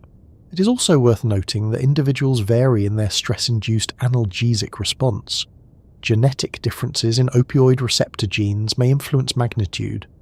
Past exposure to trauma or chronic stress can alter responsiveness. Psychological traits such as perceived control or resilience may shape activation patterns. In controlled environments, stress-induced analgesia has been studied using laboratory tasks such as cold pressor tests or high-intensity exercise. Participants often show increased pain tolerance during or immediately after acute stress exposure.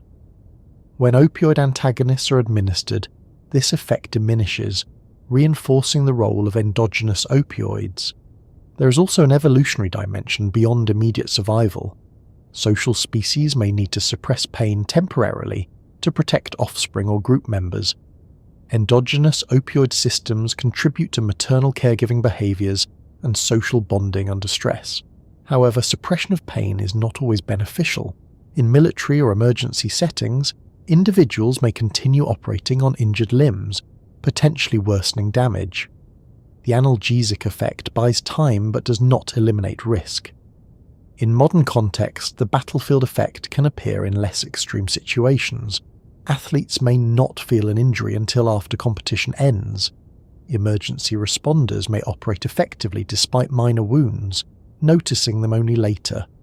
These patterns demonstrate the brain's capacity to override pain signals when circumstances demand. Yet once the immediate crisis resolves, the system resets. Endorphin levels fall. Cortical processing returns to baseline. Pain, if present, becomes noticeable. This reset is crucial. Persistent suppression would interfere with healing. Pain encourages rest and protection after the danger has passed. The contrast between acute analgesia and later discomfort also contributes to the emotional impact of survival. Relief after danger can feel intense. Endorphins decline gradually, leaving behind a sense of fatigue or vulnerability. This emotional shift reflects the recalibration of stress circuits. In extreme cases, repeated exposure to high-intensity stress can alter opioid receptor function long-term. Some research suggests that trauma may disrupt endogenous opioid regulation, potentially contributing to conditions such as post-traumatic stress disorder. Dysregulation can involve either excessive or insufficient opioid signaling depending on context and individual variability. The battlefield effect therefore highlights both the power and limits of the endogenous opioid system. It demonstrates that pain is not a fixed output, but a negotiated experience shaped by survival priorities. This mechanism shares features with the runner's high, but differs in intensity and context. In exercise, stress is voluntary and moderate. In acute danger, stress is involuntary and extreme. In both cases, descending pathways activate and opioids are released, but the broader neurochemical environment differs. Understanding stress-induced analgesia helps clarify why discomfort can sometimes feel distant or muted during high-intensity experiences. It also reinforces the idea that pain perception is contingent on the brain's assessment of immediate goals. From here, another example of controlled discomfort offers insight into how mild stress can become rewarding without the presence of physical danger. The burning sensation of spicy food provides a laboratory-like model of pain that is intentionally sought and repeatedly reinforced. Few everyday experiences demonstrate the overlap between pain and reward as clearly as eating spicy food. The sensation is unmistakable. A bite of chili pepper produces heat, tingling, sometimes sweating and tearing. The mouth feels as if it has been exposed to something dangerously hot. Yet no actual temperature increase has occurred. No tissue has been burned in the conventional sense, and despite the discomfort, many people deliberately seek stronger and stronger levels of spice. The explanation begins with a specific molecule, capsaicin. Capsaicin is the active compound in chili peppers responsible for their pungency. It binds to a receptor in sensory neurons known as TRPV1, which stands for transient receptor potential vanilloid 1. These receptors are normally activated by high temperatures, typically above about 43 degrees Celsius, as well as by acidic conditions and certain inflammatory mediators. In other words, TRPV1 receptors are designed to detect potentially damaging heat. When capsaicin binds to TRPV1 receptors in the mouth and throat, it opens ion channels in the neuronal membrane. Calcium and sodium ions flow into the cell. This influx generates an electrical signal that travels along the trigeminal nerve to the brain. The brain interprets this signal as burning heat. Importantly, this signal originates in nociceptors, the same type of sensory neurons responsible for detecting painful stimuli. From the brain's perspective, the pattern of activation resembles exposure to high temperature. The sensory cortex processes the location and intensity. The anterior cingulate cortex and insula contribute to the unpleasant emotional component. The initial response to spicy food therefore mirrors pain processing.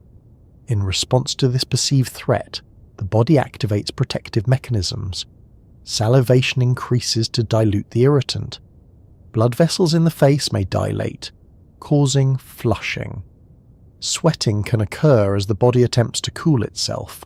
Heart rate may rise slightly. Simultaneously, the brain engages regulatory systems to manage the discomfort. endogenous opioids are released. Enkephalins and possibly beta endorphins bind to opioid receptors in pain processing circuits. This reduces the emotional intensity of the burning sensation. The signal does not disappear entirely, but it becomes more tolerable. The transition from sharp discomfort to a manageable warmth often occurs within minutes. For some individuals, this transition is accompanied by a mild uplift in mood. This is the point at which spicy food can feel good. The sequence unfolds predictably: intense sensory stimulation followed by relief. The relief is partly due to the gradual desensitization of TRVP1 receptors and partly due to endogenous opioid activity. Repeated exposure to capsaicin can lead to receptor desensitization. TRPV1 receptors become less responsive after sustained stimulation.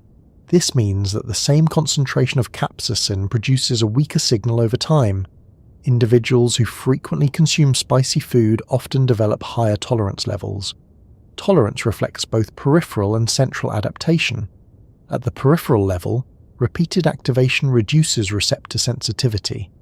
At the central level, the brain adjusts its interpretation of the signal.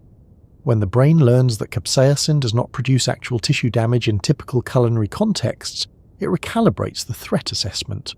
Context is essential. The same burning sensation experienced accidentally might feel alarming. Experienced intentionally at a dinner table, it is framed as safe and controlled. The endogenous opioid system responds accordingly. Research has shown that consuming spicy food can increase pain tolerance temporarily. This suggests that capsaicin exposure activates descending pain modulation pathways, similar to those engaged during other forms of controlled stress. The interplay between TRPV1 activation and opioid signaling explains why the experience shifts from aversive to rewarding. There is also a psychological component. Anticipation influences perception. Individuals who enjoy spicy food often associate the initial burn with the pleasurable after effect. This learned association modifies the emotional response even before the first bite. Dopamine pathways may become involved as well. The expectation of reward can increase dopamine release in the nucleus accumbens. This reinforces the behavior of choosing spicy food. The combined effect of opioid-mediated relief and dopamine-mediated reinforcement makes the cycle self-sustaining for some individuals. Interestingly, capsaicin is sometimes used therapeutically in topical creams for chronic pain. High concentrations applied to the skin can initially produce burning, but eventually desensitize nociceptive fibers, reducing pain signals. This clinical use illustrates the principle that controlled activation of pain receptors can alter long-term sensitivity. In culinary context, the stimulation is shorter and milder, but the mechanism is related. The pleasure associated with spicy food does not come from the burn itself. It arises from the body's response to the burn. The contrast between discomfort and regulation creates a noticeable shift. This pattern resembles other examples of controlled stress. Cold exposure produces initial shock followed by clarity. Intense exercise produces strain followed by calm. Spicy food produces burning followed by warmth and sometimes mild euphoria. In each case, endogenous opioids play a regulatory role. Cultural factors influence how this experience is interpreted. In regions where spicy cuisine is common, individuals often develop tolerance early in life. Repeated exposure during childhood may shape receptor sensitivity and emotional associations. What feels overwhelming to someone unaccustomed to capsaicin may feel invigorating to someone raised on it. Social context amplifies the effect. Eating spicy food in a group can become a shared challenge. Laughter and social bonding can further activate endogenous opioid systems. Pain tolerance increases in social settings that encourage positive framing. There are also evolutionary considerations. Some researchers propose that chili peppers evolved capsaicin as a defense mechanism against mammalian herbivores while remaining palatable to birds, which do not possess the same TRPV1 sensitivity. Humans learned to incorporate chili peppers into diets. possibly because capsaicin has antimicrobial properties that help preserve food in warm climates. Over time, the physiological response to capsaicin may have become integrated into culinary traditions, reinforcing cultural preferences. At the neural level, spicy food offers a contained demonstration of how the brain negotiates pain signals. The sensory input is clear. The brain's interpretation determines whether the experience becomes aversive or rewarding. Functional imaging studies show activation in pain-related brain regions during capsaicin exposure. They also show activity in reward-related areas when individuals report enjoying the sensation. The overlap of these circuits reinforces the idea that pain and pleasure are not mutually exclusive. One more element contributes to the appeal: the sense of mastery. Tolerating strong spice can become a marker of resilience or toughness. This cognitive framing alters emotional processing. The brain interprets the experience as a challenge successfully met. Endogenous opioid release supports that interpretation. The subjective feeling that follows, warmth, slight elevation in mood, sometimes even lightness, reflects a coordinated neurochemical shift. The burning sensation fades. The relief becomes noticeable. The body has managed the stimulus effectively. Not everyone experiences spicy food as rewarding. Genetic differences in TRPV1 receptor, sensitivity and opioid receptor function influence perception. Some individuals find the discomfort overwhelming regardless of context. Others experience only mild irritation. This variability underscores that the reward aspect is not inherent to capsaicin.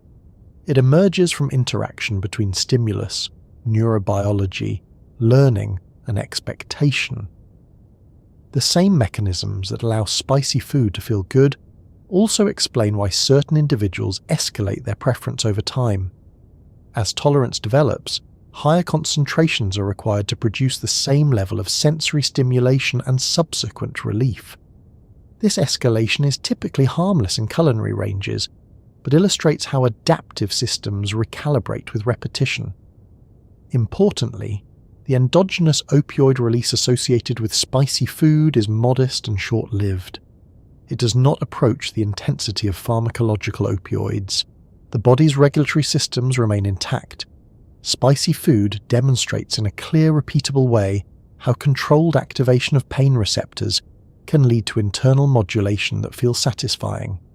The burn triggers a protective response. The protective response alters perception.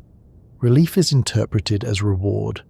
This example provides a bridge between physical discomfort and emotional processing. Because the brain uses overlapping circuits to process physical and social pain, similar regulatory mechanisms appear during emotional stress. Understanding that overlap helps explain why crying or social connection after distress can produce a comparable sense of release. Physical pain and emotional pain are often described using the same language. We speak of heartbreak, hurt feelings, wounded pride. This overlap is not accidental. Neuroimaging research has shown that social and emotional pain activate many of the same brain regions involved in processing physical injury. The anterior cingulate cortex and the insula, both central to the affective dimension of physical pain, are also active during experiences such as rejection, grief, and loss. When someone experiences deep emotional distress, the nervous system responds in ways that resemble responses to physical threat. Heart rate may increase. Breathing can become shallow or irregular. Muscles tense. Stress hormones rise. The body prepares for impact even though the stimulus is relational rather than mechanical. Crying often emerges in this context. Tears are more than a simple reflex.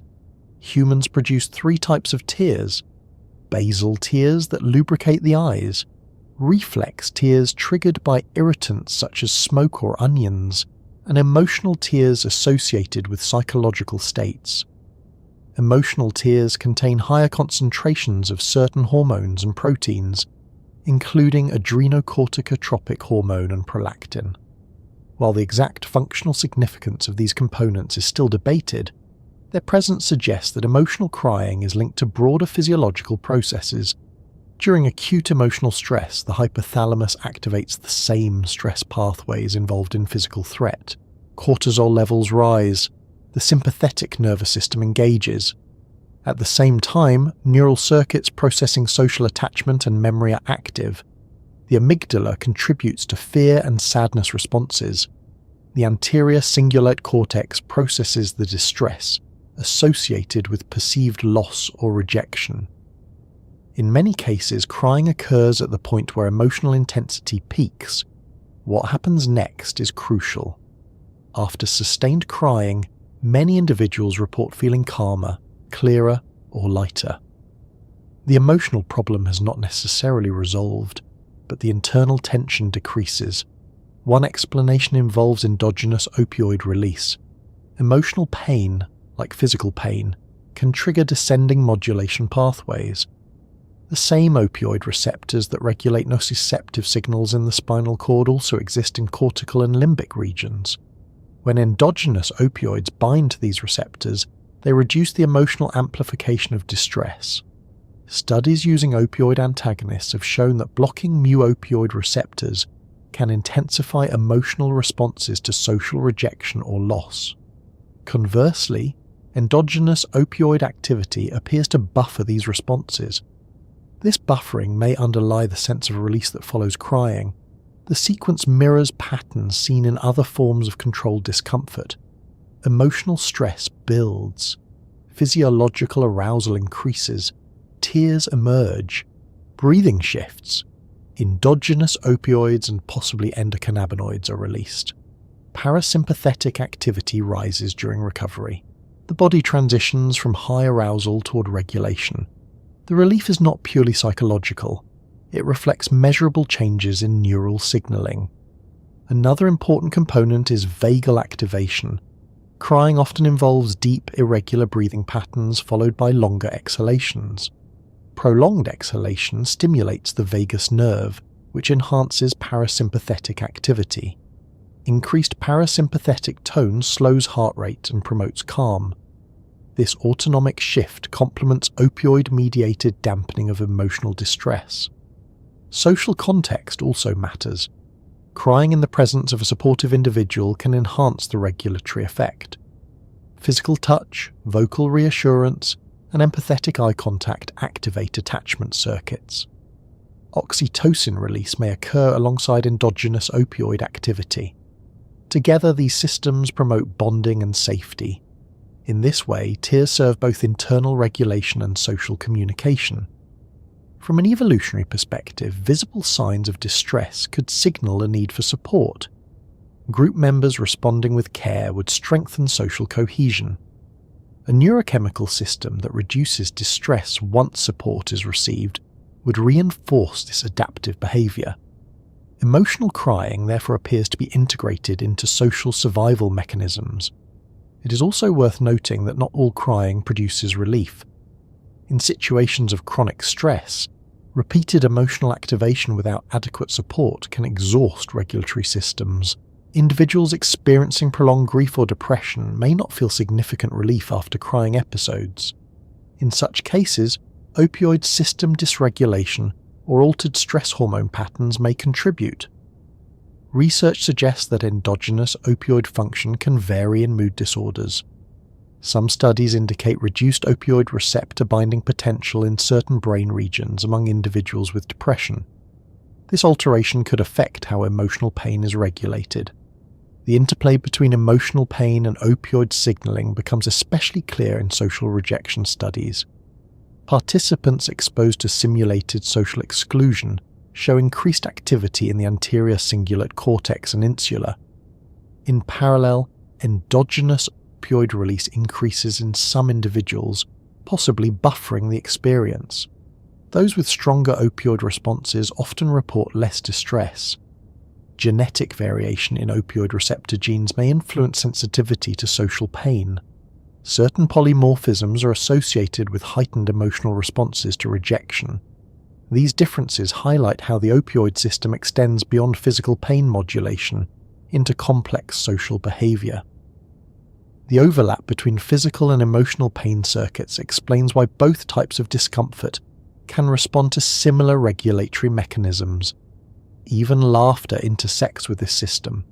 Sustained laughter has been associated with increased pain tolerance and activation of endogenous opioid pathways. Laughter often follows emotional tension, creating a shift from stress to release. The pattern parallels crying in some respects, though the emotional valence differs. Tears represent one visible endpoint of emotional arousal. The internal process involves coordination between stress circuits, opioid modulation, autonomic regulation, and social attachment systems. The reason emotional release can feel good is not because sadness itself becomes pleasurable. It is because the regulatory response reduces distress and restores equilibrium. Another factor influencing relief is narrative processing. When individuals articulate their emotional experience through conversation, journaling, or reflection, prefrontal cortical regions become more engaged. This engagement can reduce amygdala activity, diminishing emotional intensity. Cognitive processing works alongside opioid signaling to reframe distress. The integration of these systems illustrates how the brain treats emotional pain as a significant event requiring regulation. In grief specifically, the process unfolds over longer timescales. Initial loss triggers intense stress responses. Over time, repeated activation and regulation cycles reshape neural patterns. Endogenous opioids may contribute to moments of calm between waves of sadness. The fluctuation between pain and relief becomes part of adaptation. It is important to avoid romanticizing emotional pain as inherently rewarding. The relief following tears does not erase suffering. Instead, it demonstrates the nervous system's capacity to self-regulate. In clinical contexts, understanding opioid involvement in emotional pain has implications for treatment. Opioid antagonists have been explored experimentally for their effects on social attachment and mood. Though findings are complex and context-dependent, the broader lesson is that pain processing systems evolve to handle both physical injury and social disruption. The brain does not sharply separate these domains. When distress reaches a threshold, internal modulators engage. Endorphins reduce intensity. Autonomic balance shifts. The emotional landscape changes. This regulatory pattern mirrors what occurs in other controlled stress scenarios. Whether through exercise, cold exposure, or emotional catharsis, the body responds to strain with mechanisms designed to restore balance. From here, the focus naturally shifts toward how these opioid-mediated effects interact with reward circuits more directly, particularly how they differ from dopamine-driven pleasure, and how the two systems converge to shape behavior and reinforcement. Laughter is a curious phenomenon. It's a response to humor, to joy, to relief, and even to discomfort or nervousness. It can be contagious, pulling people together and creating shared moments of connection. From a biological standpoint, laughter is not just an emotional expression or a social signal. It is deeply embedded in the same neural pathways that regulate pain, reward, and attachment. When someone laughs, the body does more than just expel air through the vocal cords. A cascade of physiological processes is activated. Breathing becomes faster, muscles contract, the heart rate may increase, and in some cases tears are shed. But laughter also has an immediate and significant impact on the brain. It triggers the release of endogenous opioids, including endorphins, which are responsible for the pleasurable and calming effects of laughter. The opioid system's involvement in laughter is not just incidental, it is crucial. The same mechanisms that allow us to tolerate pain during strenuous physical exertion or to feel relief after emotional distress are engaged when we laugh. Laughter provides a natural form of emotional regulation and a way for the brain to recalibrate after periods of stress. Laughter activates the brain's reward circuits, particularly areas like the nucleus accumbens, which is known for processing reward and motivation. This system is deeply intertwined with the brain's dopamine pathways, which are responsible for reinforcing pleasurable behaviors, While dopamine contributes to the anticipation of reward, the endogenous opioids released during laughter modulate the intensity of the experience. This combination of dopamine and opioids amplifies the sense of joy and satisfaction we feel after a good laugh. Importantly, laughter's role as a social tool is equally significant. Humans are social creatures, and bonding is crucial to our survival. The evolutionary roots of laughter suggest that it likely evolved as a social signal, a way to create connection and reduce social tension. In groups, laughter can be contagious. One person's laughter triggers others to laugh, and that shared experience creates a sense of belonging, reinforcing social cohesion. This is where laughter intersects with the brain's attachment systems. Areas like the anterior cingulate cortex and the insula, which are involved in processing both social and physical pain, are also activated during laughter. These regions contribute to the emotional processing of laughter and the perception of social bonding. By engaging these circuits, laughter can reduce social stress, foster trust, and strengthen relationships. Laughter also plays a role in reducing negative emotions. When we laugh, our body relaxes and our stress levels decrease. The release of endorphins acts as a buffer against negative emotions, helping to lower feelings of anxiety or tension. It is why laughter is often referred to as a form of social glue. In a group, shared laughter can smooth over awkward moments, reduce interpersonal tension, and bring people together. It can act as a stress reliever and an emotional reset, particularly in social interactions. The biochemical effects of laughter on stress are profound. Research shows that laughing can lower cortisol levels, the hormone released during stress. A study showed that people who engaged in laughter exercises had significantly lower cortisol levels after the session compared to a control group. The reduction in cortisol contributes to the relaxation and calmness that follow a good laugh. This helps explain why laughter is often associated with a sense of relief or a reset after a stressful or emotionally charged situation. This social aspect of laughter also reinforces the evolutionary idea that laughter evolved to strengthen social bonds. Laughter not only reduces stress within a group, but also signals group unity and cooperation. Shared laughter in social settings can create a feeling of togetherness and emotional synchronization. In many ways, it functions as a form of non-verbal communication that promotes group cohesion and emotional connection. On a more personal level, laughter can provide a means of coping with stress. For individuals under significant emotional strain, laughing at a funny movie or joke can provide temporary relief. It offers a break from the intensity of stress and redirects attention away from worry or anxiety. Even though the stressor remains, the act of laughing provides a brief respite, allowing the person to reset emotionally before returning to the situation. In addition to relieving emotional tension, laughter also provides a form of positive reinforcement. The brain learns that social interactions involving humor and connection are rewarding. This strengthens the desire to engage in similar interactions in the future, reinforcing behaviors that foster social bonding. Over time, laughter becomes associated not only with pleasurable experiences, but also with emotional resilience and the ability to navigate life's challenges. Interestingly, laughter is also often associated with play. Play, whether in children or adults, has its own set of neurobiological benefits. It promotes creativity, reduces anxiety, and enhances social bonding. Like laughter, play engages similar brain circuits, including those involved in reward and stress regulation.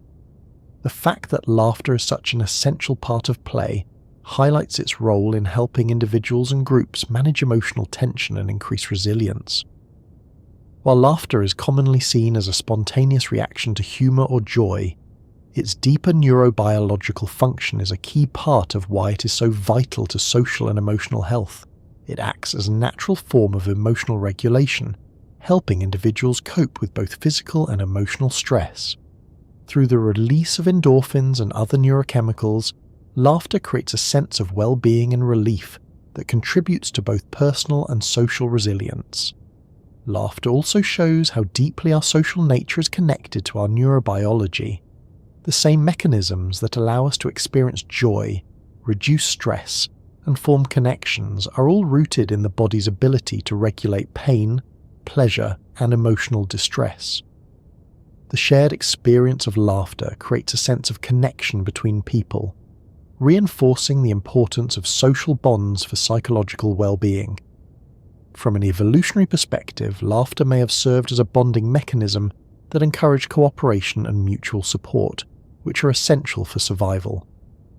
The brain's ability to regulate emotional intensity through laughter allowed groups to remain cohesive and resilient even in the face of external stressors. Today, laughter continues to serve this function, not only enhancing our social relationships, but also providing a natural and enjoyable way to manage stress and emotional pain. The neural pathways involved in laughter show how complex and interconnected our systems for processing pain, pleasure, and social interaction truly are. Laughter, at its core, is not just a response to humour. It is a deeply ingrained biological mechanism that helps regulate emotional experiences and reinforces the connections between individuals. In this way, laughter serves as a powerful tool for emotional resilience, social bonding, and stress management. The physiological and neurochemical effects of laughter also provide insight into how positive emotions influence physical health. Beyond its role in reducing stress and enhancing social cohesion, laughter has been shown to have cardiovascular benefits.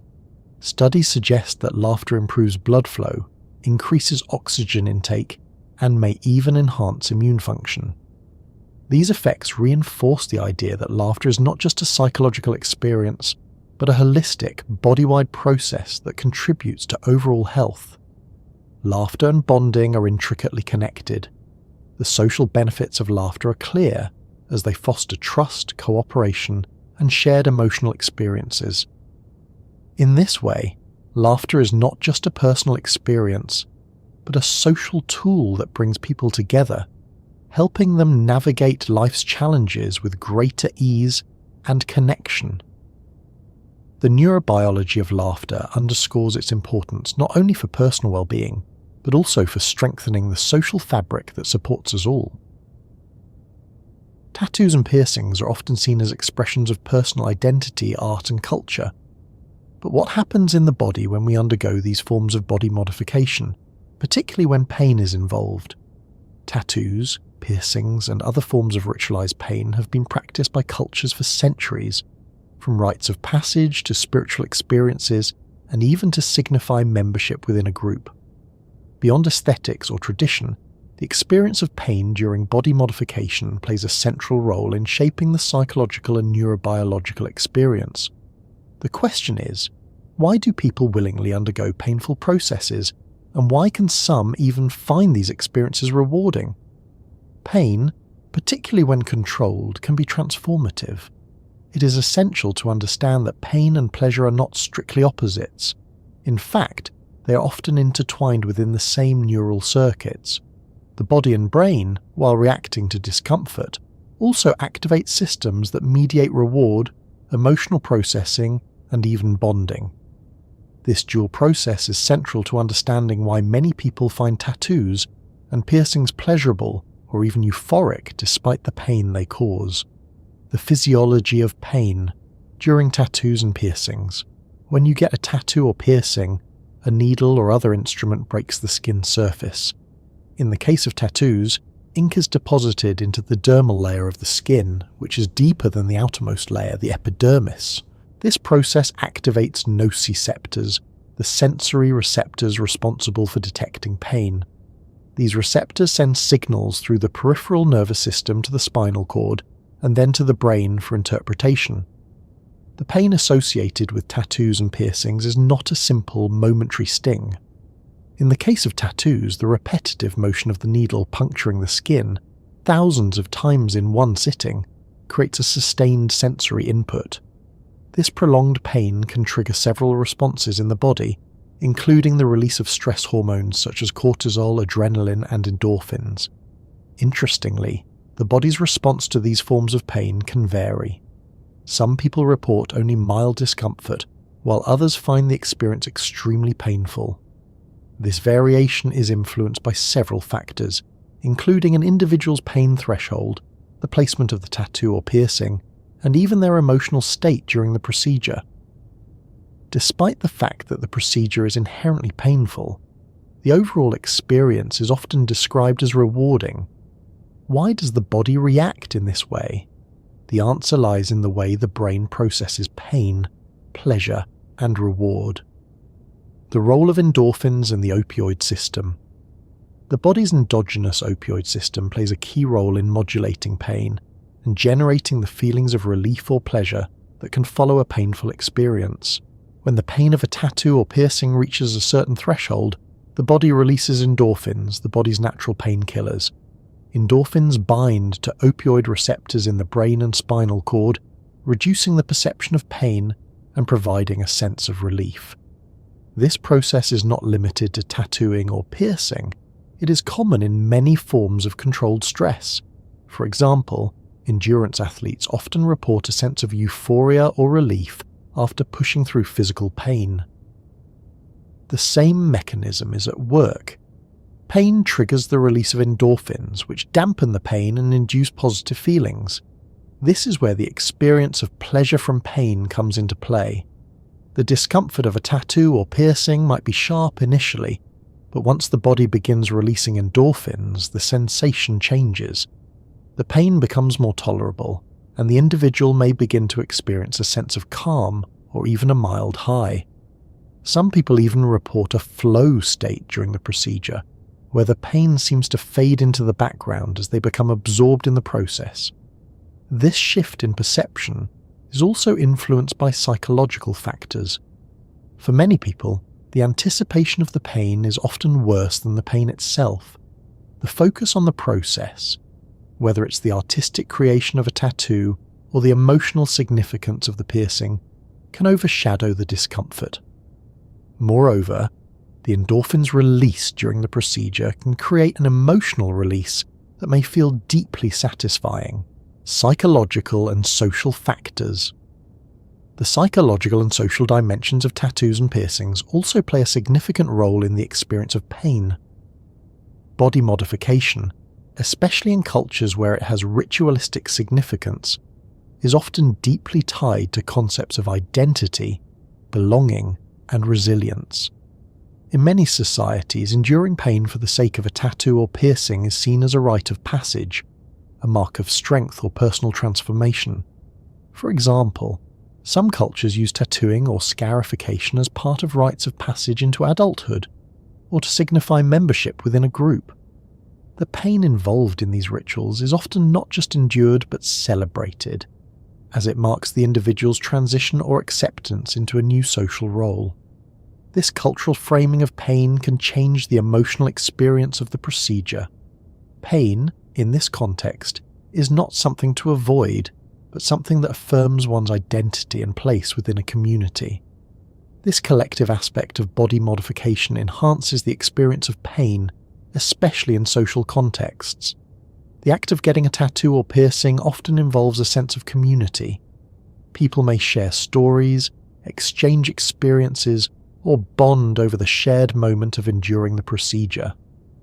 This social aspect activates bonding circuits in the brain, involving the release of oxytocin, a hormone associated with social connection and trust. The combination of endorphin release and social bonding creates a powerful sense of emotional satisfaction, making the pain feel secondary to the emotional reward. Additionally, the sense of control over the experience can influence the perception of pain. In many body modification rituals, the individual undergoing the procedure has some degree of agency over how much pain they will experience.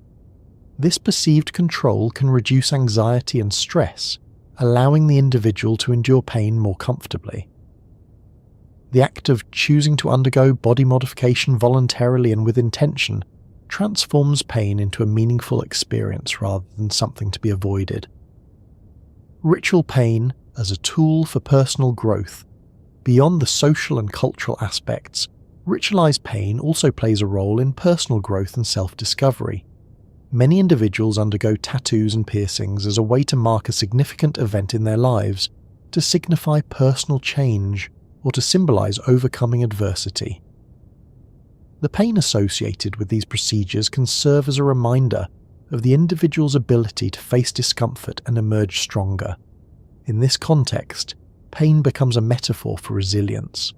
The endurance of pain is seen not only as an expression of physical strength, but as a statement of emotional and psychological fortitude. Tattoos in particular often carry personal meaning, representing milestones, memories, or values, or the process of enduring pain to create a permanent mark on the body symbolizes the ability to withstand hardship and emerge with something lasting. This idea of transformative pain is not new. Throughout history, various cultures have used pain as a tool for spiritual or psychological transformation. From ancient initiation rites to modern-day practices like fasting or endurance sports, the controlled experience of pain has been used to build resilience, enhance focus, and foster personal growth. Tattoos and piercings in this context are not just about aesthetics, they are about personal strength and transformation. The paradox of ritual pain. The paradox of ritual pain is that it allows individuals to gain pleasure from discomfort. The key lies in the way the brain processes pain and reward. Pain, when controlled, becomes an experience that both challenges and empowers the individual. The body's natural mechanisms for managing pain, endorphins, opioid receptors, and social bonding, work together to transform the experience of discomfort into something that feels meaningful and rewarding. Tattoos, piercings, and other forms of ritual pain represent a convergence of physical, psychological, and social processes. The pain involved is real, but it is framed within a context that transforms it into something significant. Endorphins and opioids dampen the pain, while social bonding and personal meaning amplify the emotional reward. The experience of pain becomes a rite of passage, a way to mark identity, and a pathway to personal growth. Ultimately, the experience of tattooing and piercing demonstrates how pain and pleasure are not always opposites. Under certain circumstances, pain becomes a vehicle for reward, emotional release, and personal transformation. The paradox of ritual pain is that, in enduring discomfort, the individual emerges not only with a new physical mark, but with a deeper connection to themselves and to others. It is through pain that many people find meaning, connection, and a sense of empowerment, not despite it. The experience of pleasure is something deeply embedded in human life. We pursue it through food, social connections, music, hobbies, and a wide variety of activities. But not all pleasure is the same. There are differences in the way we experience pleasure based on its source, and not all pleasurable experiences are equal when it comes to how they shape our behavior and emotions. Some pleasures are fleeting and natural, while others can become all-consuming, leading to compulsive behaviors and addiction. This difference has a lot to do with a neurotransmitter called dopamine. The role of dopamine in reward dopamine is often referred to as the feel-good neurotransmitter, but this is a bit of a misnomer. While dopamine does play a key role in generating feelings of pleasure, it is more accurately described as a signaling molecule that drives motivation and reinforcement learning. Dopamine is not just about experiencing pleasure. It's about seeking out experiences that lead to pleasure. When dopamine is released, it encourages behavior that is likely to result in rewarding outcomes. In other words, it makes us want to repeat the activities that caused it to be released in the first place. The pleasure we experience after achieving a goal or receiving a reward, such as eating a delicious meal or winning a game, is partly the result of dopamine signaling. However, dopamine's primary role is in motivating us to pursue these rewards in the first place.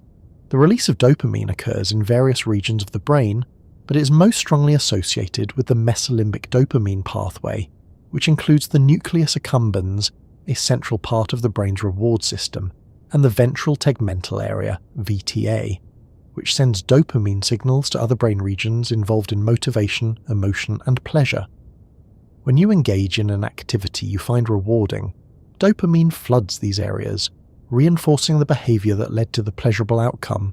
This is why dopamine is so strongly connected to motivation. It creates a feedback loop where the brain not only rewards the behavior, but also increases the likelihood of repeating it.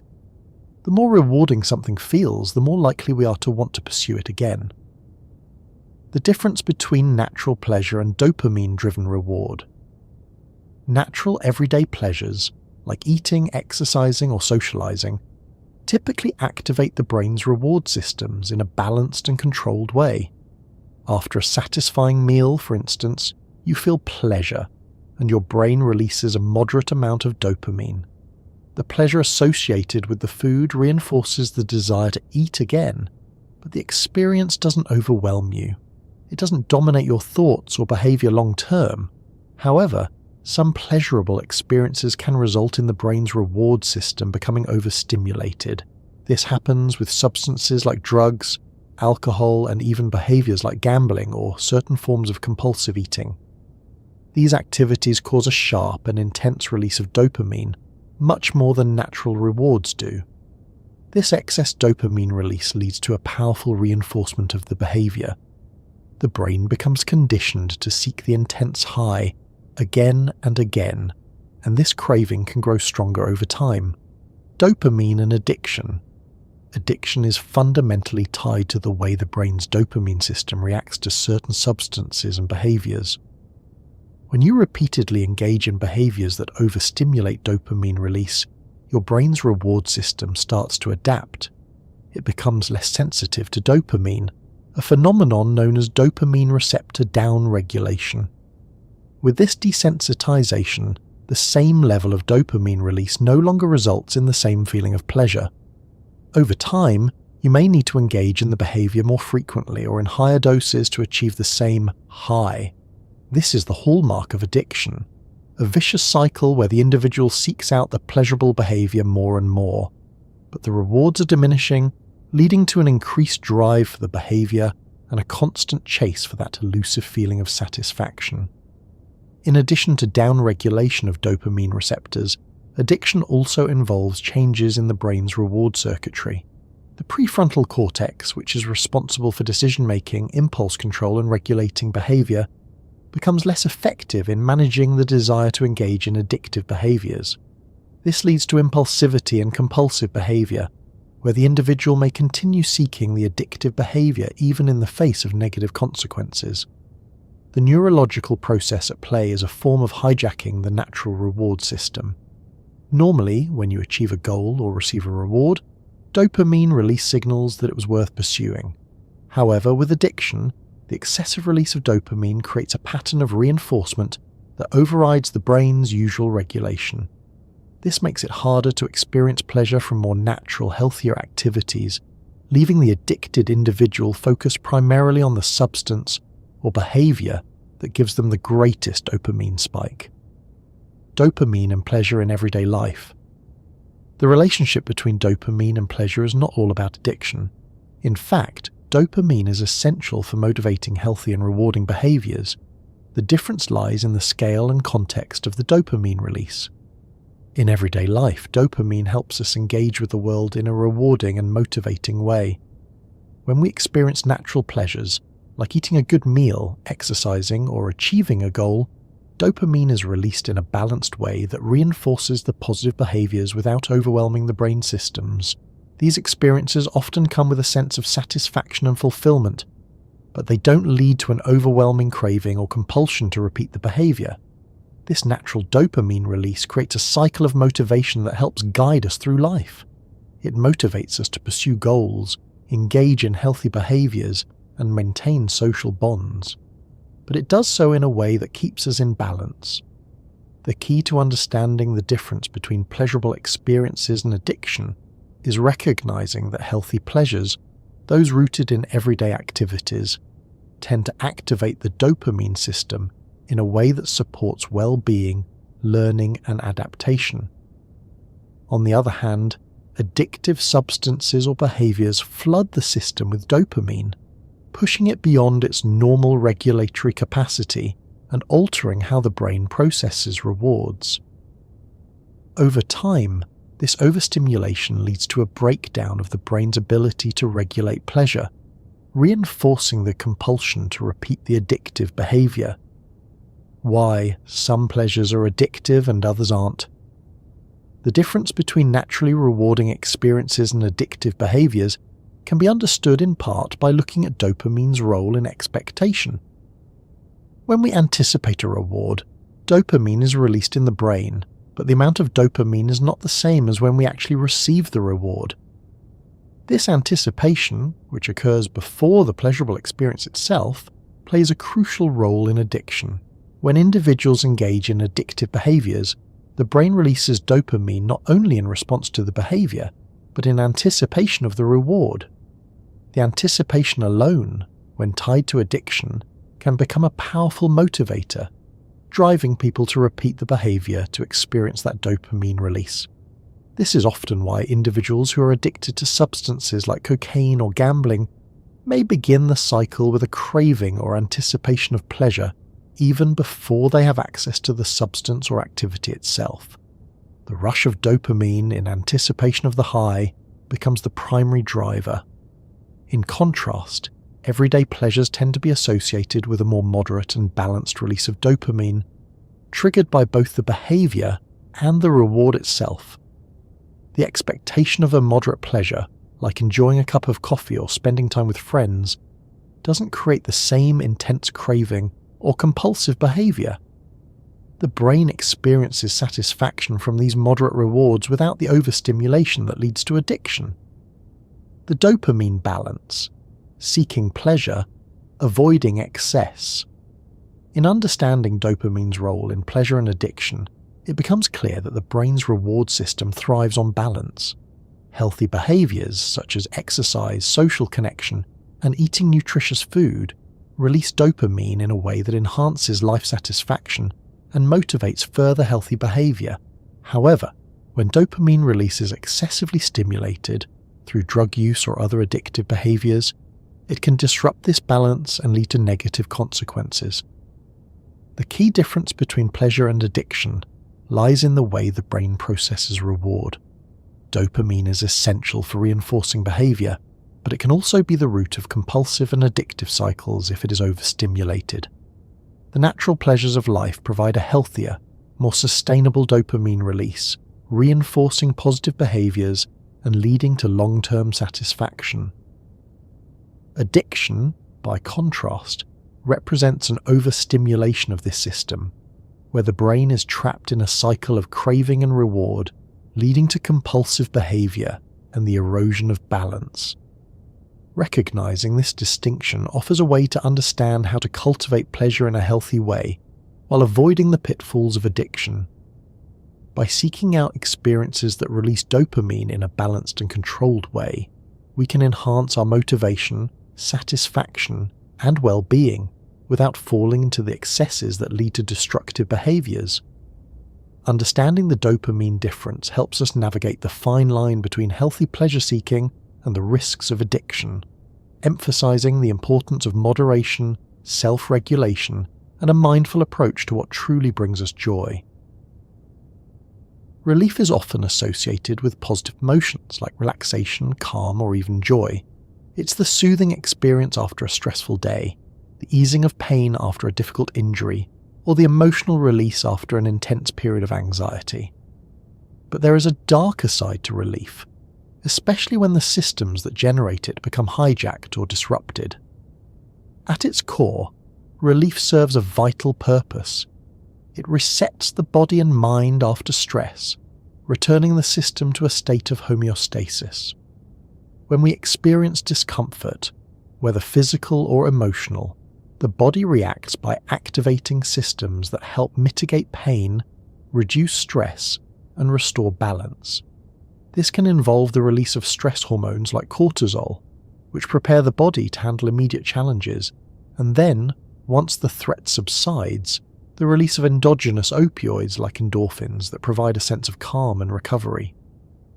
However, when the body becomes dependent on relief mechanisms, particularly the neurological systems involved in managing stress and pain, the pursuit of relief can lead to harmful behaviors or physiological changes. The very system designed to protect us can become something that pulls us deeper into distress, creating cycles of dependence or numbing that prevent us from addressing the underlying causes of our discomfort. The problem of tolerance and overstimulation. The problem begins when the body becomes accustomed to a certain level of stress relief, particularly when that relief is artificially induced. For example, when someone turns to alcohol, drugs, or other substances to cope with stress or emotional pain. The relief provided by these substances can feel like a necessary escape. In the short term, they may reduce anxiety, ease physical pain, or offer a temporary sense of happiness. But over time, the brain's reward systems adjust to these external influences. The body builds tolerance. The same level of substance no longer provides the same relief, and more is needed to achieve the desired effect. This is especially true for substances that flood the brain with dopamine and trigger a powerful release of endorphins or other reward-related neurochemicals. The consequence of this tolerance is a vicious cycle. The individual needs more of the substance or behavior to feel the same relief, leading to overuse, dependency, and, eventually, addiction. Rather than learning to cope with the underlying causes of stress or pain, the person becomes reliant on external substances or behaviors to create relief. What was initially a healthy and adaptive response to stress, the body's ability to restore balance through natural neurochemical processes, becomes a crutch that distorts the body's ability to manage discomfort naturally. The darker side of this relief is that it's temporary. As the body and brain continue to adapt to these substances, the emotional or physical pain may not only return, but it may intensify. What was once manageable becomes more difficult to escape. The pursuit of relief from the discomfort turns into a trap, where the individual becomes stuck in a cycle of seeking temporary relief without finding long-term resolution. The impact of chronic stress and the desensitization of the reward system. When relief is continually sought in unhealthy ways, it doesn't just lead to addiction, it also alters the way the brain processes stress and reward.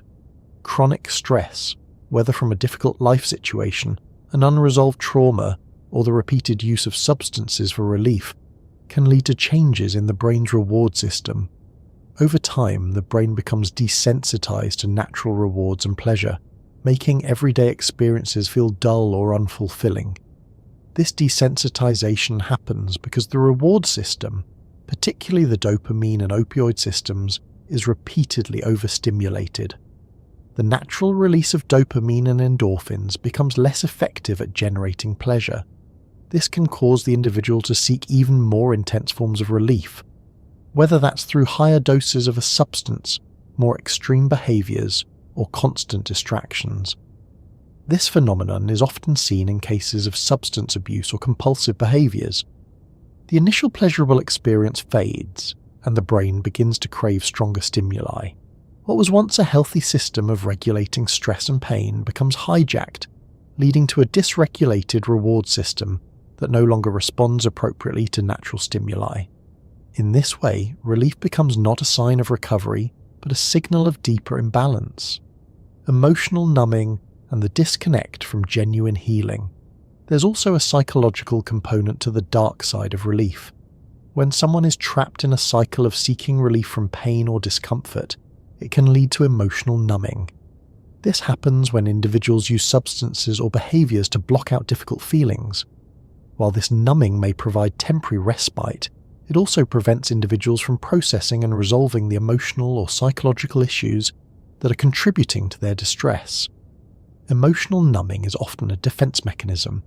When life becomes overwhelming, the brain may shift into a state where emotional intensity is dulled in order to protect itself. However, while numbing may help an individual manage the immediate flood of emotions, it also creates a barrier to healing. Without addressing the underlying issues causing distress, be it trauma, loss, anxiety, or other emotional pain, the person becomes stuck in a state of avoidance. The need for relief becomes more urgent, and the cycle of numbing deepens, While numbing through substances or behaviours may seem like a way to gain control over overwhelming emotions, it prevents individuals from confronting and healing the root causes of their pain. Instead of dealing with the issue head-on, relief becomes a form of escapism, which ultimately leaves the underlying issue unresolved and over time may even exacerbate it. The paradox of relief, in the context of addiction, is a prime example of the paradox of relief. Initially, relief from discomfort, whether physical or emotional, feels like a victory. It provides a temporary escape from pain, but in addiction, this relief quickly morphs into something destructive. The pursuit of relief becomes the central motivation in the individual's life. Instead of experiencing genuine recovery or resolution, the addict finds themselves in a perpetual cycle of seeking relief that never quite delivers. This cycle can be thought of as a feedback loop. Stress increases, relief is sought, but the relief is never truly satisfying. Over time, the individual's reliance on substances or behaviours for emotional regulation becomes entrenched. The relief that was once adaptive has now become maladaptive, a process that worsens the very problem it once helped alleviate. The brain's neurochemical systems are highly adaptable, and in addiction, these adaptations are damaging. Dopamine and opioid receptor systems, when overstimulated repeatedly, can become desensitized. In response, the person needs more of the substance or behavior to feel relief, creating a vicious cycle of escalation. Rather than alleviating pain, the relief turns into a form of self-sabotage, contributing to physical, emotional, and psychological harm. The path to true healing. Breaking the cycle of relief. Breaking the cycle of seeking temporary relief requires more than simply stopping the addictive behavior. It requires addressing the root causes of distress and teaching the brain how to regulate emotions without relying on external substances or behaviors. The path to healing involves learning how to tolerate discomfort in healthy ways, how to process emotions instead of numbing them, and how to build resilience through adaptive coping strategies.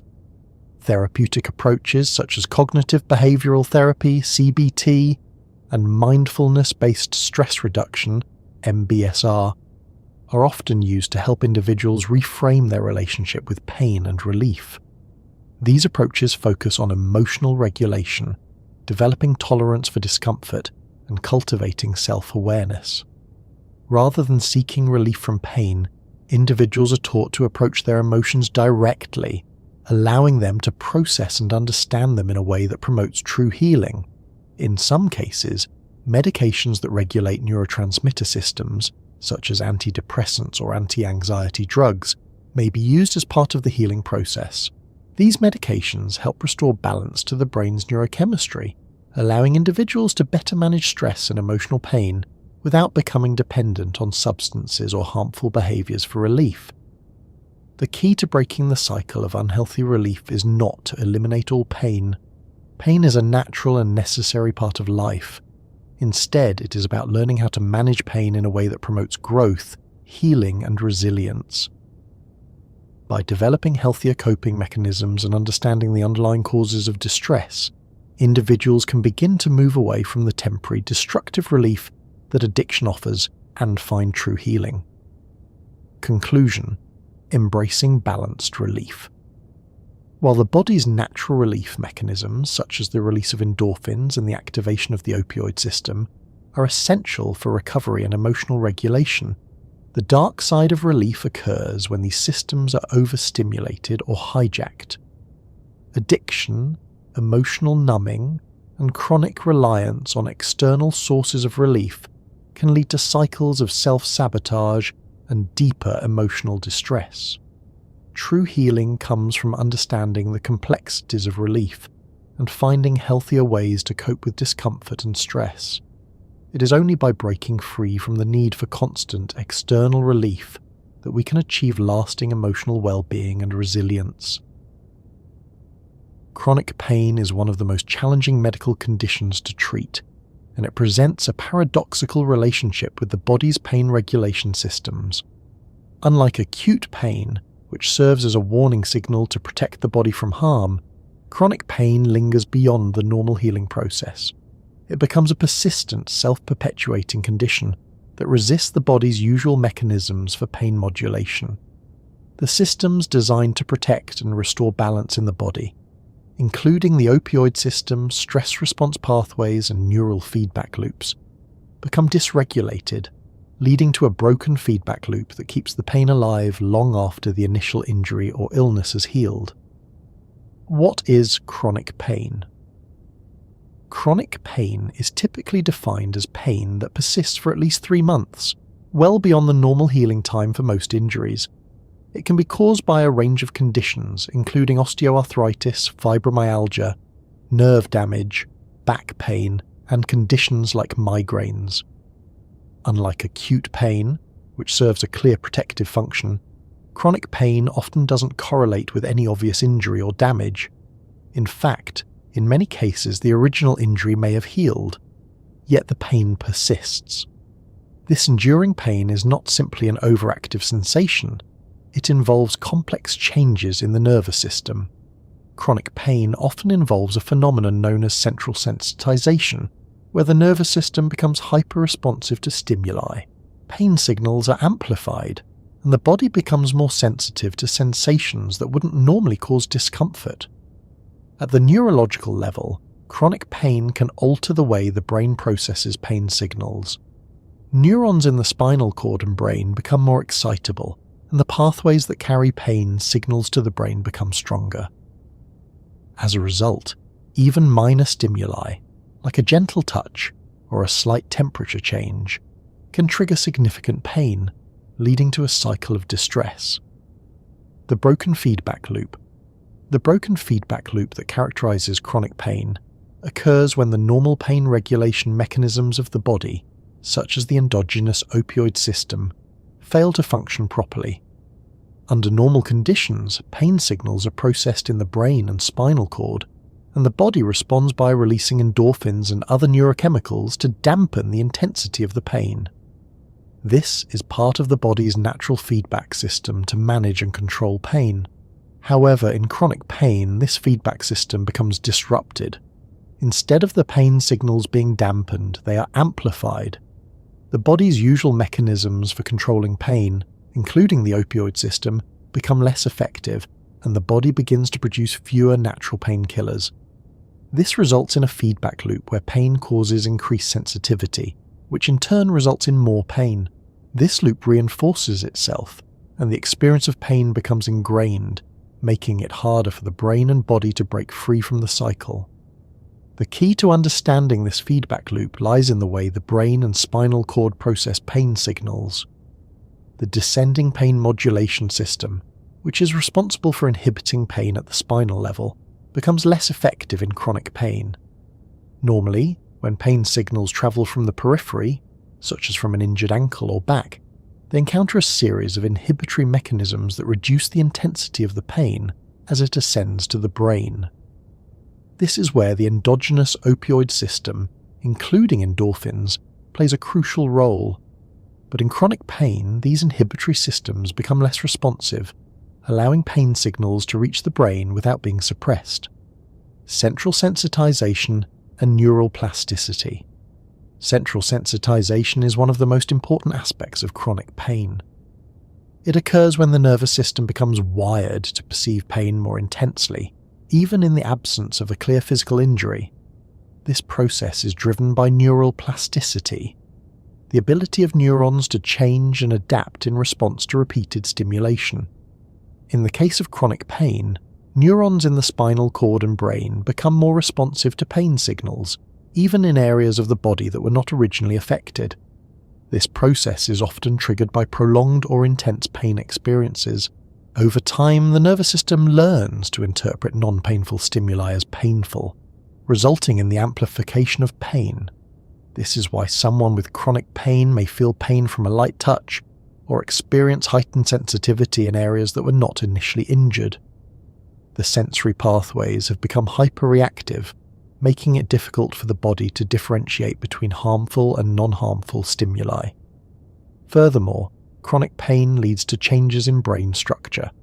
Studies have shown that individuals with chronic pain have alterations in brain regions associated with pain processing, such as the somatosensory cortex, anterior cingulate cortex, and prefrontal cortex.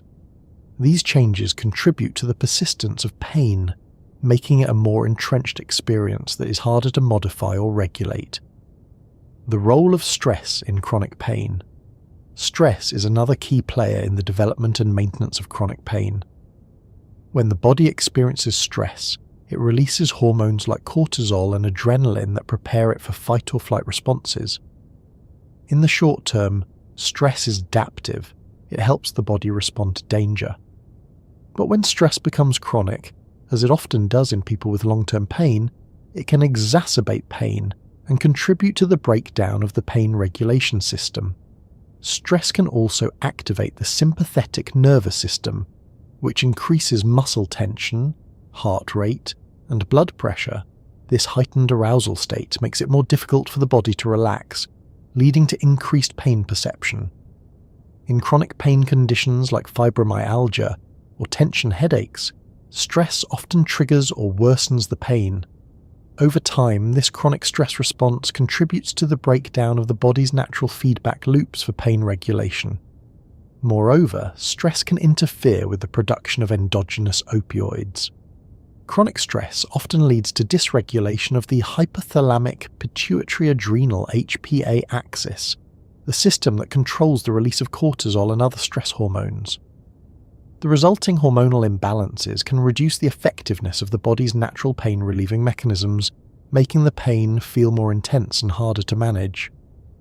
The psychological impact of chronic pain. The impact of chronic pain is not limited to the physical experience of discomfort. The emotional and psychological toll can be significant. Chronic pain often leads to depression, anxiety, and feelings of helplessness. The frustration of not being able to find relief, combined with the constant strain of living with pain, can lead to a sense of isolation and loss of control. The psychological strain of chronic pain can worsen the pain itself. Negative emotions like anger, fear, or sadness can heighten pain perception by increasing stress and reducing the brain's ability to modulate pain signals. The more a person struggles with their pain, both physically and emotionally, the more entrenched the experience becomes. This emotional suffering is often compounded by a sense of stigma, as people with chronic pain may be perceived as malingering or exaggerating their symptoms. Psychological factors like catastrophizing, the tendency to expect the worst outcome and overestimate the severity of pain, can also play a role in maintaining chronic pain. People who engage in catastrophizing may become hypervigilant to their pain, focusing on it and amplifying it in their minds.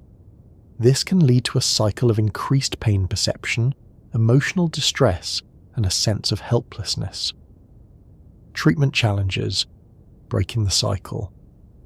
Breaking the feedback loop of chronic pain is challenging, as it requires addressing not just the physical symptoms, but also the underlying neural, hormonal, and psychological factors that perpetuate the pain. Traditional painkillers, including opioids, may provide temporary relief, but they do not address the root causes of chronic pain and can even exacerbate the problem if used long-term. Furthermore, opioid use can lead to opioid tolerance and addiction, creating new complications in managing chronic pain. A more effective approach to chronic pain management requires a multifaceted strategy. Some key treatments include cognitive behavioral therapy, CBT. This form of therapy helps individuals change the way they think about and respond to pain. It aims to reduce negative thought patterns, promote relaxation, and improve coping strategies, thereby addressing both the psychological and physiological components of chronic pain. Mindfulness and relaxation techniques. Practices like mindfulness meditation, deep breathing, and progressive muscle relaxation can help reduce stress, decrease muscle tension, and regulate emotional responses to pain. These techniques activate the parasympathetic nervous system, helping the body relax and restore balance. Physical therapy and exercise. While movement can initially seem counterintuitive when experiencing pain, physical therapy can help improve strength, flexibility, and mobility. Exercise also stimulates the release of endorphins, providing natural pain relief and enhancing the body's ability to manage discomfort. Pharmacological treatments, non-opioid medications including anti-inflammatory drugs, antidepressants, or anticonvulsants can help manage chronic pain by targeting specific mechanisms in the nervous system. For example, certain antidepressants can address both pain and mood disorders by affecting neurotransmitters involved in pain processing. Neuromodulation therapies, techniques like transcranial magnetic stimulation, TMS, or spinal cord stimulation can help modulate pain by altering neural activity in the brain or spinal cord. Addressing the broken feedback loop requires patience, persistence, and a willingness to explore a variety of treatment options. It's not just about masking pain, it's about rewiring the nervous system to respond differently to stress, pain, and discomfort. Conclusion: restoring balance in the body. Chronic pain is a complex condition that involves a breakdown of the body's natural feedback mechanisms. Central sensitization, stress, emotional distress, and maladaptive changes in the brain all contribute to the persistence of pain. The body's usual systems for pain regulation, including the opioid system and the descending pain pathways, become less effective, creating a self-reinforcing cycle of suffering. To break the cycle, chronic pain must be approached holistically, addressing the physical, psychological, and neurological components. By restoring balance in the brain and nervous system, individuals can learn to manage their pain more effectively, improving their quality of life and reducing the grip of chronic pain on their daily existence. Pain is a fundamental part of human experience, and its existence has long been a topic of scientific inquiry. At its core, pain is an adaptive mechanism, a signal from the body that something is wrong, often prompting immediate action to protect oneself. But pain is not merely a response to physical injury or illness. It has evolved to serve a broader role in the survival and development of organisms. To understand why pain is not just a negative experience, but something that ultimately helps, we must consider its evolutionary logic. Pain's role in survival is rooted in its ability to trigger protective behaviors. These behaviors, whether physical or psychological, help organisms avoid further harm, recover from injury, and protect their long-term health. Over evolutionary time, pain has become a key part of the body's defense system, one that ensures an organism's well-being by alerting it to immediate threats and guiding it toward healing and recovery. The protective function of pain. The primary evolutionary function of pain is to protect the body from harm.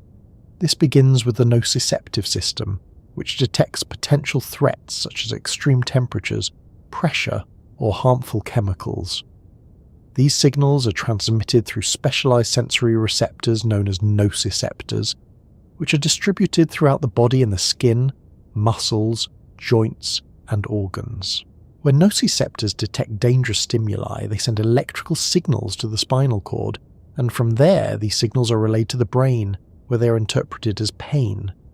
Pain serves as a warning sign. It tells the body that it is in danger. This information is immediately processed by the brain, triggering an instinctual response. For example, if you touch something hot, the immediate feeling of pain causes you to pull your hand away before the tissue is severely damaged. Similarly, if you step on something sharp, the pain forces you to lift your foot quickly to prevent further injury. In these cases, pain triggers a rapid and automatic response, which helps reduce the risk of additional harm. Without this type of protective system, organisms would be more susceptible to injury and death. Pain, in this sense, is a crucial component of survival. It allows the body to detect threats quickly, react appropriately, and prevent long-term damage. Pain as a learning tool. In addition to its immediate protective function, pain plays an important role in learning. Evolutionary theory suggests that pain not only helps organisms avoid injury in the moment, but it also teaches them to avoid situations that could lead to harm in the future. This is where associative learning comes into play. If an organism experiences pain due to a particular action, or environment, it learns to associate that action or environment with discomfort. Over time, this association helps the organism avoid harmful situations and repeat behaviors that contribute to its survival. For example, if an animal eats a particular type of food that causes nausea or pain, it will learn to avoid that food in the future. This is an adaptive behavior that reduces the likelihood of repeating harmful actions. Similarly, if an organism encounters a predator and experiences the pain of an attack, it will learn to avoid that predator in the future, increasing its chances of survival. In this way, pain functions as a memory system that guides behavior. It helps organisms learn which actions, environments, or situations are dangerous and which ones are safe. This learning process is essential for adapting to changing environments, avoiding recurring threats, and ensuring long-term survival. The role of chronic pain in evolution. While acute pain, the kind that alerts the body to immediate threats, is clearly adaptive, chronic pain presents a more complex picture. Chronic pain, which persists even after the initial injury or threat has been resolved, is often seen as a malfunction of the pain system. However, from an evolutionary perspective, chronic pain may have a more nuanced role. In some cases, chronic pain may serve as a long-term warning system. For example, a person with a chronic back injury may experience ongoing discomfort, which discourages them from engaging in activities that could further exacerbate the injury. In this sense, chronic pain could act as a form of protection, helping the individual avoid behaviors that would worsen their condition.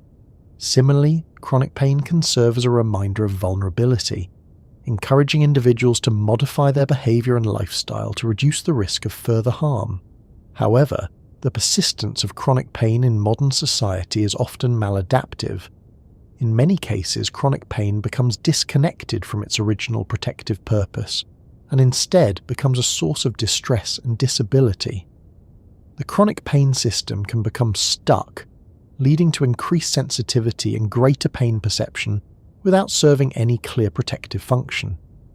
This is why conditions like fibromyalgia, arthritis, and neuropathic pain are so challenging to treat. The body's pain system has become overactive, and the pain no longer corresponds to an immediate threat or injury. Despite this, the evolutionary logic behind chronic pain's persistence might lie in its original adaptive function. In a time when the world was full of dangers and survival depended on avoiding further harm, long-term pain might have served as a powerful motivator for protecting oneself from additional injury. Over time, as human environments have changed and medical care has improved, chronic pain has outlived its original purpose and become a more complex issue. Pain and the evolution of social behavior. Pain is not only an individual experience but also has profound social implications. As humans evolved, the experience of pain became deeply intertwined with social behaviors and group dynamics. Empathy and social bonding are critical components of human survival, and pain has evolved as a tool to foster connection within communities. When one individual experiences pain, others often respond with empathy and care, which promotes social cohesion. In early human societies, individuals who experienced pain or injury were often cared for by others, whether through physical support, resource sharing, or emotional comfort. This cooperative behavior helped ensure that injured or ill individuals could survive and recover, contributing to the overall stability and survival of the group. Pain, in this context, served not only as a signal for individual protection, but also as a means of fostering social support and cooperation. The ability to respond empathetically to others in pain enhanced the survival prospects of the group, reinforcing bonds that ensured mutual care and protection. This social aspect of pain is evident in the way we respond to others' suffering today. Humans are highly attuned to the emotional states of others, and witnessing someone in pain activates the same neural circuits that are involved in experiencing pain ourselves. This empathic pain response can prompt people to offer help, reduce the suffering of others, and strengthen social ties, pain and the development of compassion. Another important evolutionarily adaptive function of pain is its role in developing compassion. Compassion is often described as the emotional response to the suffering of others, combined with the desire to alleviate that suffering. The experience of pain, whether physical or emotional, can foster a deep sense of empathy, leading individuals to act in ways that reduce the pain of others. This is particularly important in the context of caregiving. Humans are not solitary creatures. We live in interconnected communities where cooperation and support are crucial to survival. Pain, as a social signal, enables us to recognize the needs of others and respond accordingly. In this way, pain plays a role not only in individual survival, but also in the survival of the group as a whole. Pain as a driver for innovation and healing. Finally, pain drives innovation and healing. The discomfort caused by illness or injury compels individuals to seek solutions. Whether through self-care, medicinal plants, or eventually modern medical techniques, pain has driven much of human progress in the field of healthcare. The pursuit of pain relief and the desire to heal have spurred countless discoveries and innovations, from the development of analgesics to the invention of surgical procedures and rehabilitation practices. In this way, pain has not only protected individuals from harm, but also motivated humans to find new ways to overcome the challenges posed by pain. The experience of suffering has paradoxically been a driving force for progress, leading to greater resilience, creativity, and technological advancement. Conclusion: pain as an evolutionary tool. Pain, in its various forms, is not inherently negative. It is an essential part of the body's protective and adaptive systems. Pain alerts us to danger, motivates us to avoid harm, encourages social connection, and drives innovation. While chronic pain can sometimes become maladaptive and disconnected from its original purpose, it is important to understand that its evolutionary logic was designed to promote survival and healing. Pain's ultimate goal is not to harm, but to help, to guide behavior, foster compassion, and drive progress. By understanding the evolutionary origins of pain, we can develop better ways to manage and address it, helping individuals live healthier, more balanced lives, while honoring the essential role pain plays in our survival. The human body is remarkably adaptable. Over the course of our lives, we learn to navigate and respond to a variety of physical, emotional, and psychological challenges. One of the ways our body adapts to stress and discomfort is through the release of endorphins, the natural painkillers and mood enhancers produced by the brain and spinal cord. But what if we could actively train our body to release more endorphins, strengthening our resilience to stress and discomfort, and improving our overall well-being? Can we train the endorphin response to work in our favour? The answer is yes. While the body's release of endorphins is often an automatic response to pain or stress, there are ways to intentionally activate and enhance the endorphin system through specific behaviours, practices, and techniques. These methods not only help increase endorphin release, but also improve the body's overall capacity to handle pain, stress, and emotional discomfort. The ability to regulate and optimize the endorphin system can have profound implications for mental health, physical performance, and emotional well-being. The science behind endorphin release. Endorphins are part of a larger family of endogenous opioids, chemicals naturally produced by the brain that mimic the pain-relieving and mood-enhancing properties of external opioids like morphine. These peptides bind to opioid receptors in the brain and spinal cord, helping to reduce the perception of pain, elevate mood, and create feelings of relaxation and euphoria. Endorphin release is typically triggered by various forms of physical or emotional stress, such as exercise, pain, stressful emotions, or excitement. Physical activities like running, lifting weights, or even engaging in activities like yoga or stretching can lead to a surge in endorphin levels. Likewise, emotional experiences like laughter, bonding, or even certain forms of emotional release, like crying, can stimulate endorphin release as well. Once endorphins bind to opioid receptors in pain and reward pathways, the body experiences a reduction in pain and an improvement in mood. The runner's high, for instance, occurs after prolonged physical activity like running, when the brain releases endorphins to ease the discomfort of sustained exertion, creating feelings of euphoria and calm. So, how can we leverage this understanding to actively train the endorphin system and improve our body's ability to handle physical and emotional stress? Strategies for training the endorphin response. Regular exercise. One of the most well-known ways to activate the endorphin system is through exercise. Regular physical activity, particularly aerobic exercises like running, cycling, swimming, or brisk walking, has been shown to increase endorphin levels. This is the foundation of the runner's high experienced by many long-distance runners, but similar effects can be achieved through other forms of exercise as well. As exercise intensity increases, the body experiences both physical stress, for example, muscle fatigue, increased heart rate, breathing difficulties, and emotional challenge, for example, pushing through a difficult workout. These combined stresses trigger the release of endorphins, which helps the body manage discomfort and encourages the repetition of the behavior. With consistent training, the body becomes better equipped to manage both the physical demands of exercise and the emotional challenges that come with pushing past discomfort. Studies suggest that moderate intensity exercise, 30 to 60 minutes of sustained activity, performed regularly can elevate baseline endorphin levels over time. This in turn can help reduce overall pain perception, improve mood, and enhance emotional resilience. High-intensity interval training, HIIT.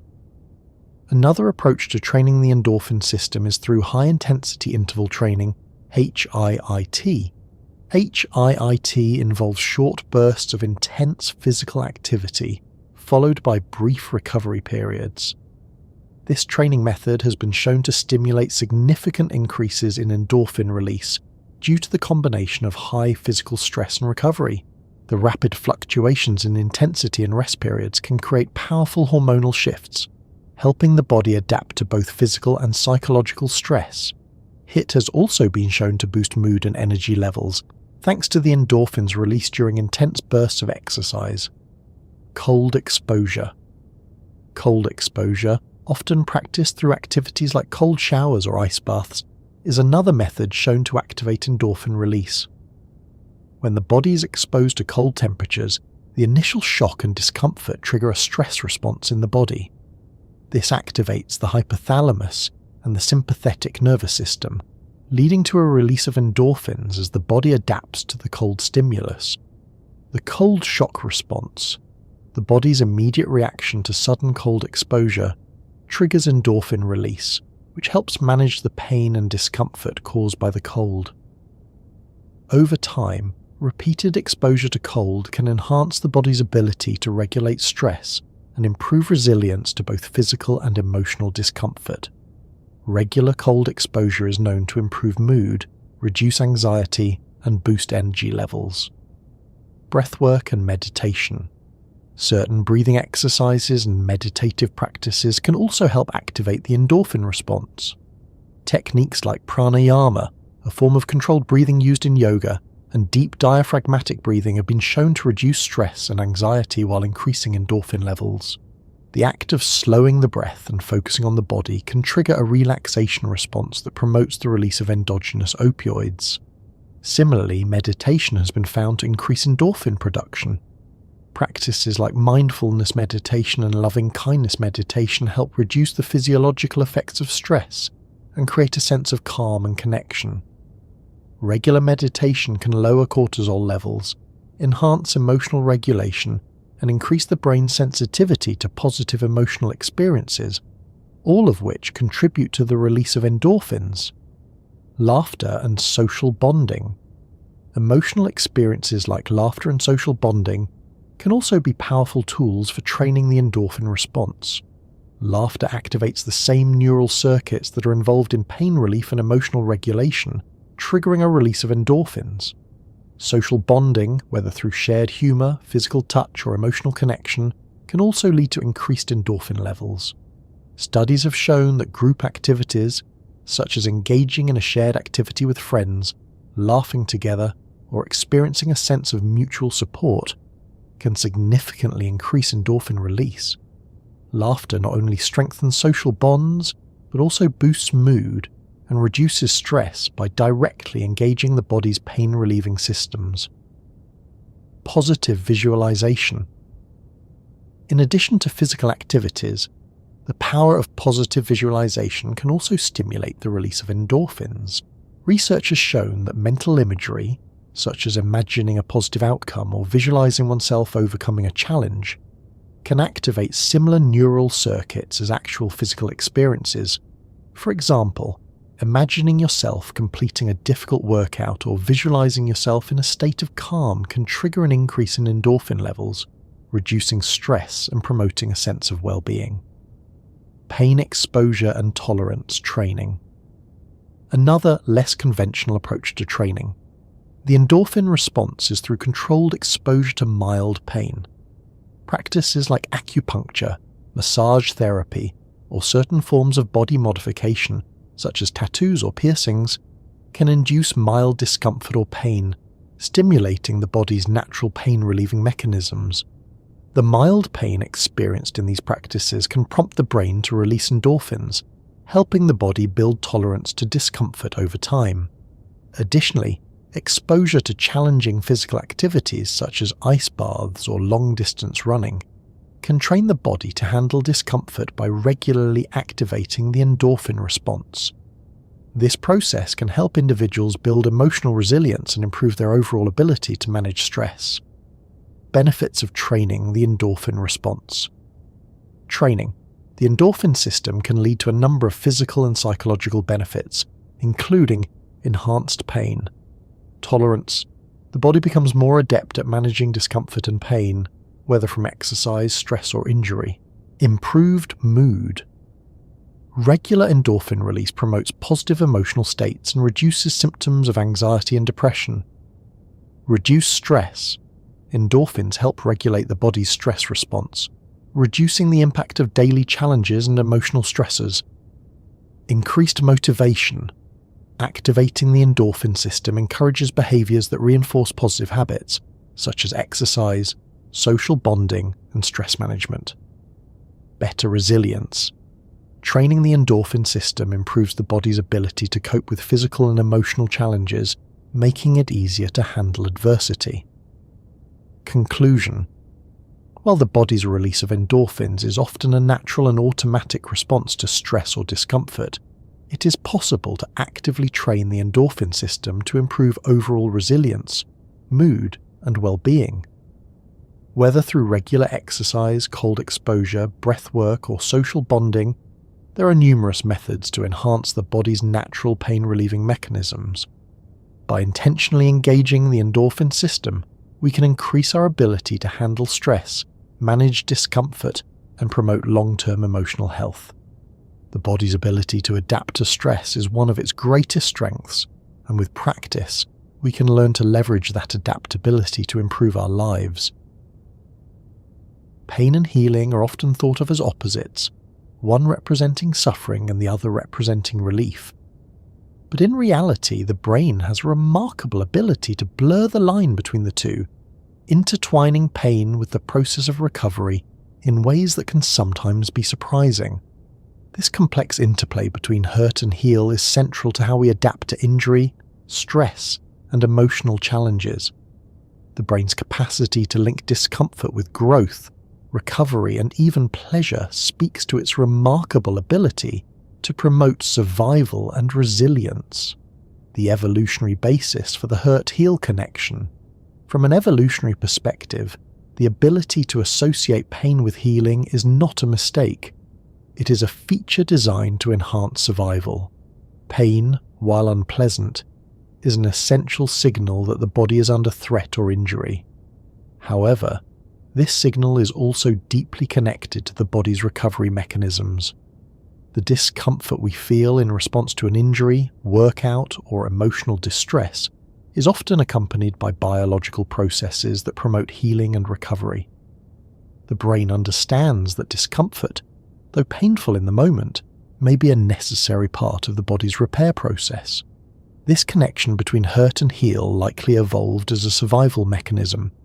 When we experience pain, the brain triggers not just a response to stop the damaging action, but also a cascade of processes designed to restore function. These include the release of chemicals like endorphins, natural painkillers, growth factors that promote tissue repair, and even stress hormones like cortisol that help the body recover from trauma. What's particularly fascinating is that this feedback loop between pain and healing isn't limited to physical injury. Emotional pain, mental stress, and personal growth also involve this blurred line between hurt and healing. For example, a period of emotional distress can result in personal transformation and resilience, while challenging physical discomfort, through exercise or controlled stress, can lead to increased strength and endurance. The role of pain in recovery. The protective mechanism. When we think of recovery, we often focus on the absence of pain, but in reality, the process of healing can involve a certain level of discomfort, a reminder to rest, repair, and adapt. Take, for instance, muscle soreness after a workout, also known as delayed onset muscle soreness, DOMS. After a challenging workout, muscles experience microscopic damage, leading to a temporary inflammatory response that causes pain. This pain is not a signal to avoid movement, but a sign that the body is adapting. The muscle fibers that have been torn will rebuild, becoming stronger and more capable of handling similar stress in the future. In this case, pain is directly linked to healing. It is the body's way of saying, "You're growing stronger, but it requires effort and time." The discomfort, though unpleasant, is necessary for the process of adaptation. The brain understands that the physical discomfort of a workout is part of the body's effort to repair and enhance muscle function. The same is true of other forms of physical pain, such as the discomfort associated with recovering from an injury.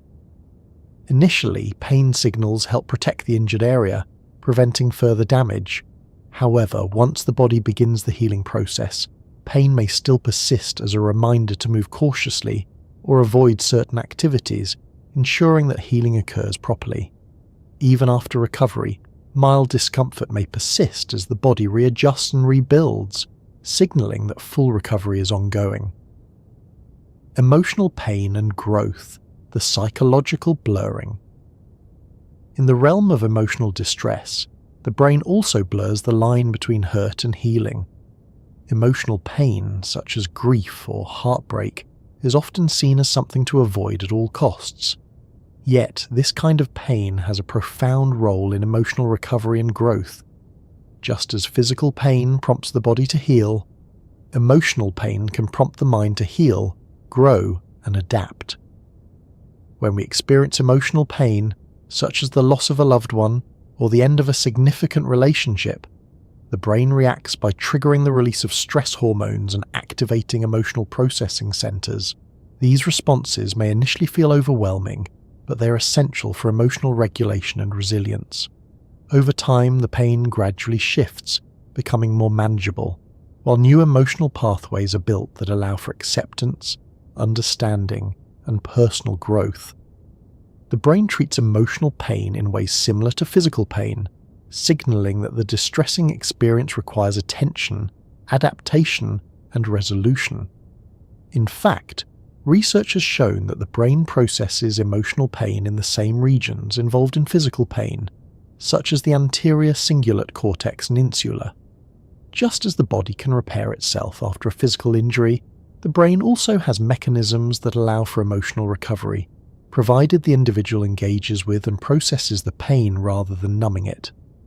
This process of emotional healing often involves facing discomfort, whether it's through talking about the experience, engaging in therapy, or simply sitting with the emotions. Like physical pain, emotional pain is part of the body's natural process of adaptation and recovery. The brain learns from these experiences, reshaping neural circuits to foster resilience, empathy, and emotional intelligence. Stress and the capacity for growth. Stress, which is typically viewed as a negative experience, also follows a similar pattern in terms of its relationship to pain and healing. While chronic stress can lead to physical and mental exhaustion, acute stress, such as the stress experienced before a big presentation or during a difficult but manageable challenge, can actually promote growth and adaptation. This phenomenon is known as eustress. When we experience stress, the brain releases cortisol and other hormones that prime the body for action. These stress responses help the body manage challenges more effectively. Interestingly, short bursts of stress can lead to neuroplasticity, the brain's ability to reorganize and form new neural connections. This adaptive process enables the brain to strengthen areas involved in problem solving, emotional regulation, and memory, ultimately leading to personal growth and enhanced resilience. Like physical pain, the discomfort of stress can ultimately lead to improved performance and psychological strength, but only when the individual has the ability to regulate and process it. If stress becomes chronic or overwhelming, it can lead to maladaptive responses, but in small doses, it serves as a catalyst for development. The role of endorphins and pain in healing. The brain's response to both physical and emotional pain often includes the release of endorphins, natural opioids that help reduce the intensity of discomfort. Endorphins create feelings of relief, pleasure, and euphoria, which is why the experience of overcoming pain can feel so rewarding. This is particularly evident in activities like exercise, where pain from exertion is followed by a rush of endorphins that not only relieve pain, but also create a sense of well-being. Endorphins play a key role in transforming the experience of pain into one of healing and growth. When we experience pain, endorphins are released as part of the body's effort to help us cope. This response can be particularly strong when we push ourselves through challenging situations, such as during exercise or in the face of emotional distress. Over time, the brain adapts to these experiences, reinforcing the belief that enduring discomfort can lead to positive outcomes, whether that's physical strength, emotional resilience, or personal growth. This neurobiological feedback loop, where pain triggers healing and endorphins reduce pain and create a sense of reward, is a powerful mechanism that drives human behavior. It reinforces the idea that discomfort is not inherently harmful, but rather a natural part of the process of becoming stronger, more resilient, and more capable of handling future challenges. The healing power of painful experiences.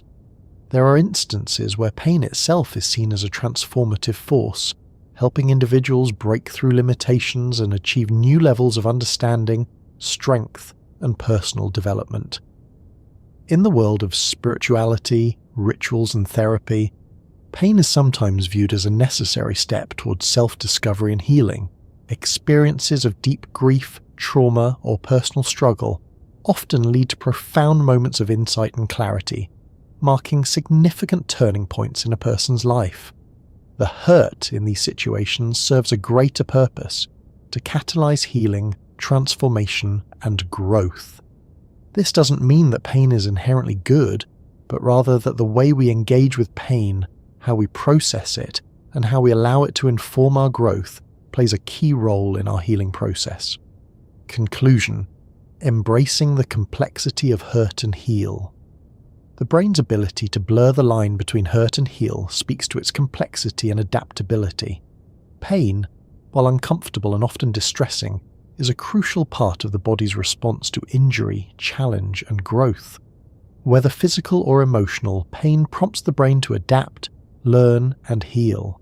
It drives the release of endorphins and other neurochemicals that help us recover and become stronger in the process. By understanding how the brain intertwines pain with healing, we can learn to embrace the discomforts of life as necessary components of growth. The process of healing, whether from physical injury, emotional distress, or mental challenges, often requires us to face discomfort, build resilience, and emerge stronger. By acknowledging that pain is not always a barrier to healing, but can be an essential part of the recovery process, we begin to see the true power of the hurt-heal connection. In the end, the experience of pain is not something to avoid at all costs, but something to understand and work with, knowing that it can lead us to deeper healing, greater resilience, and a more meaningful life.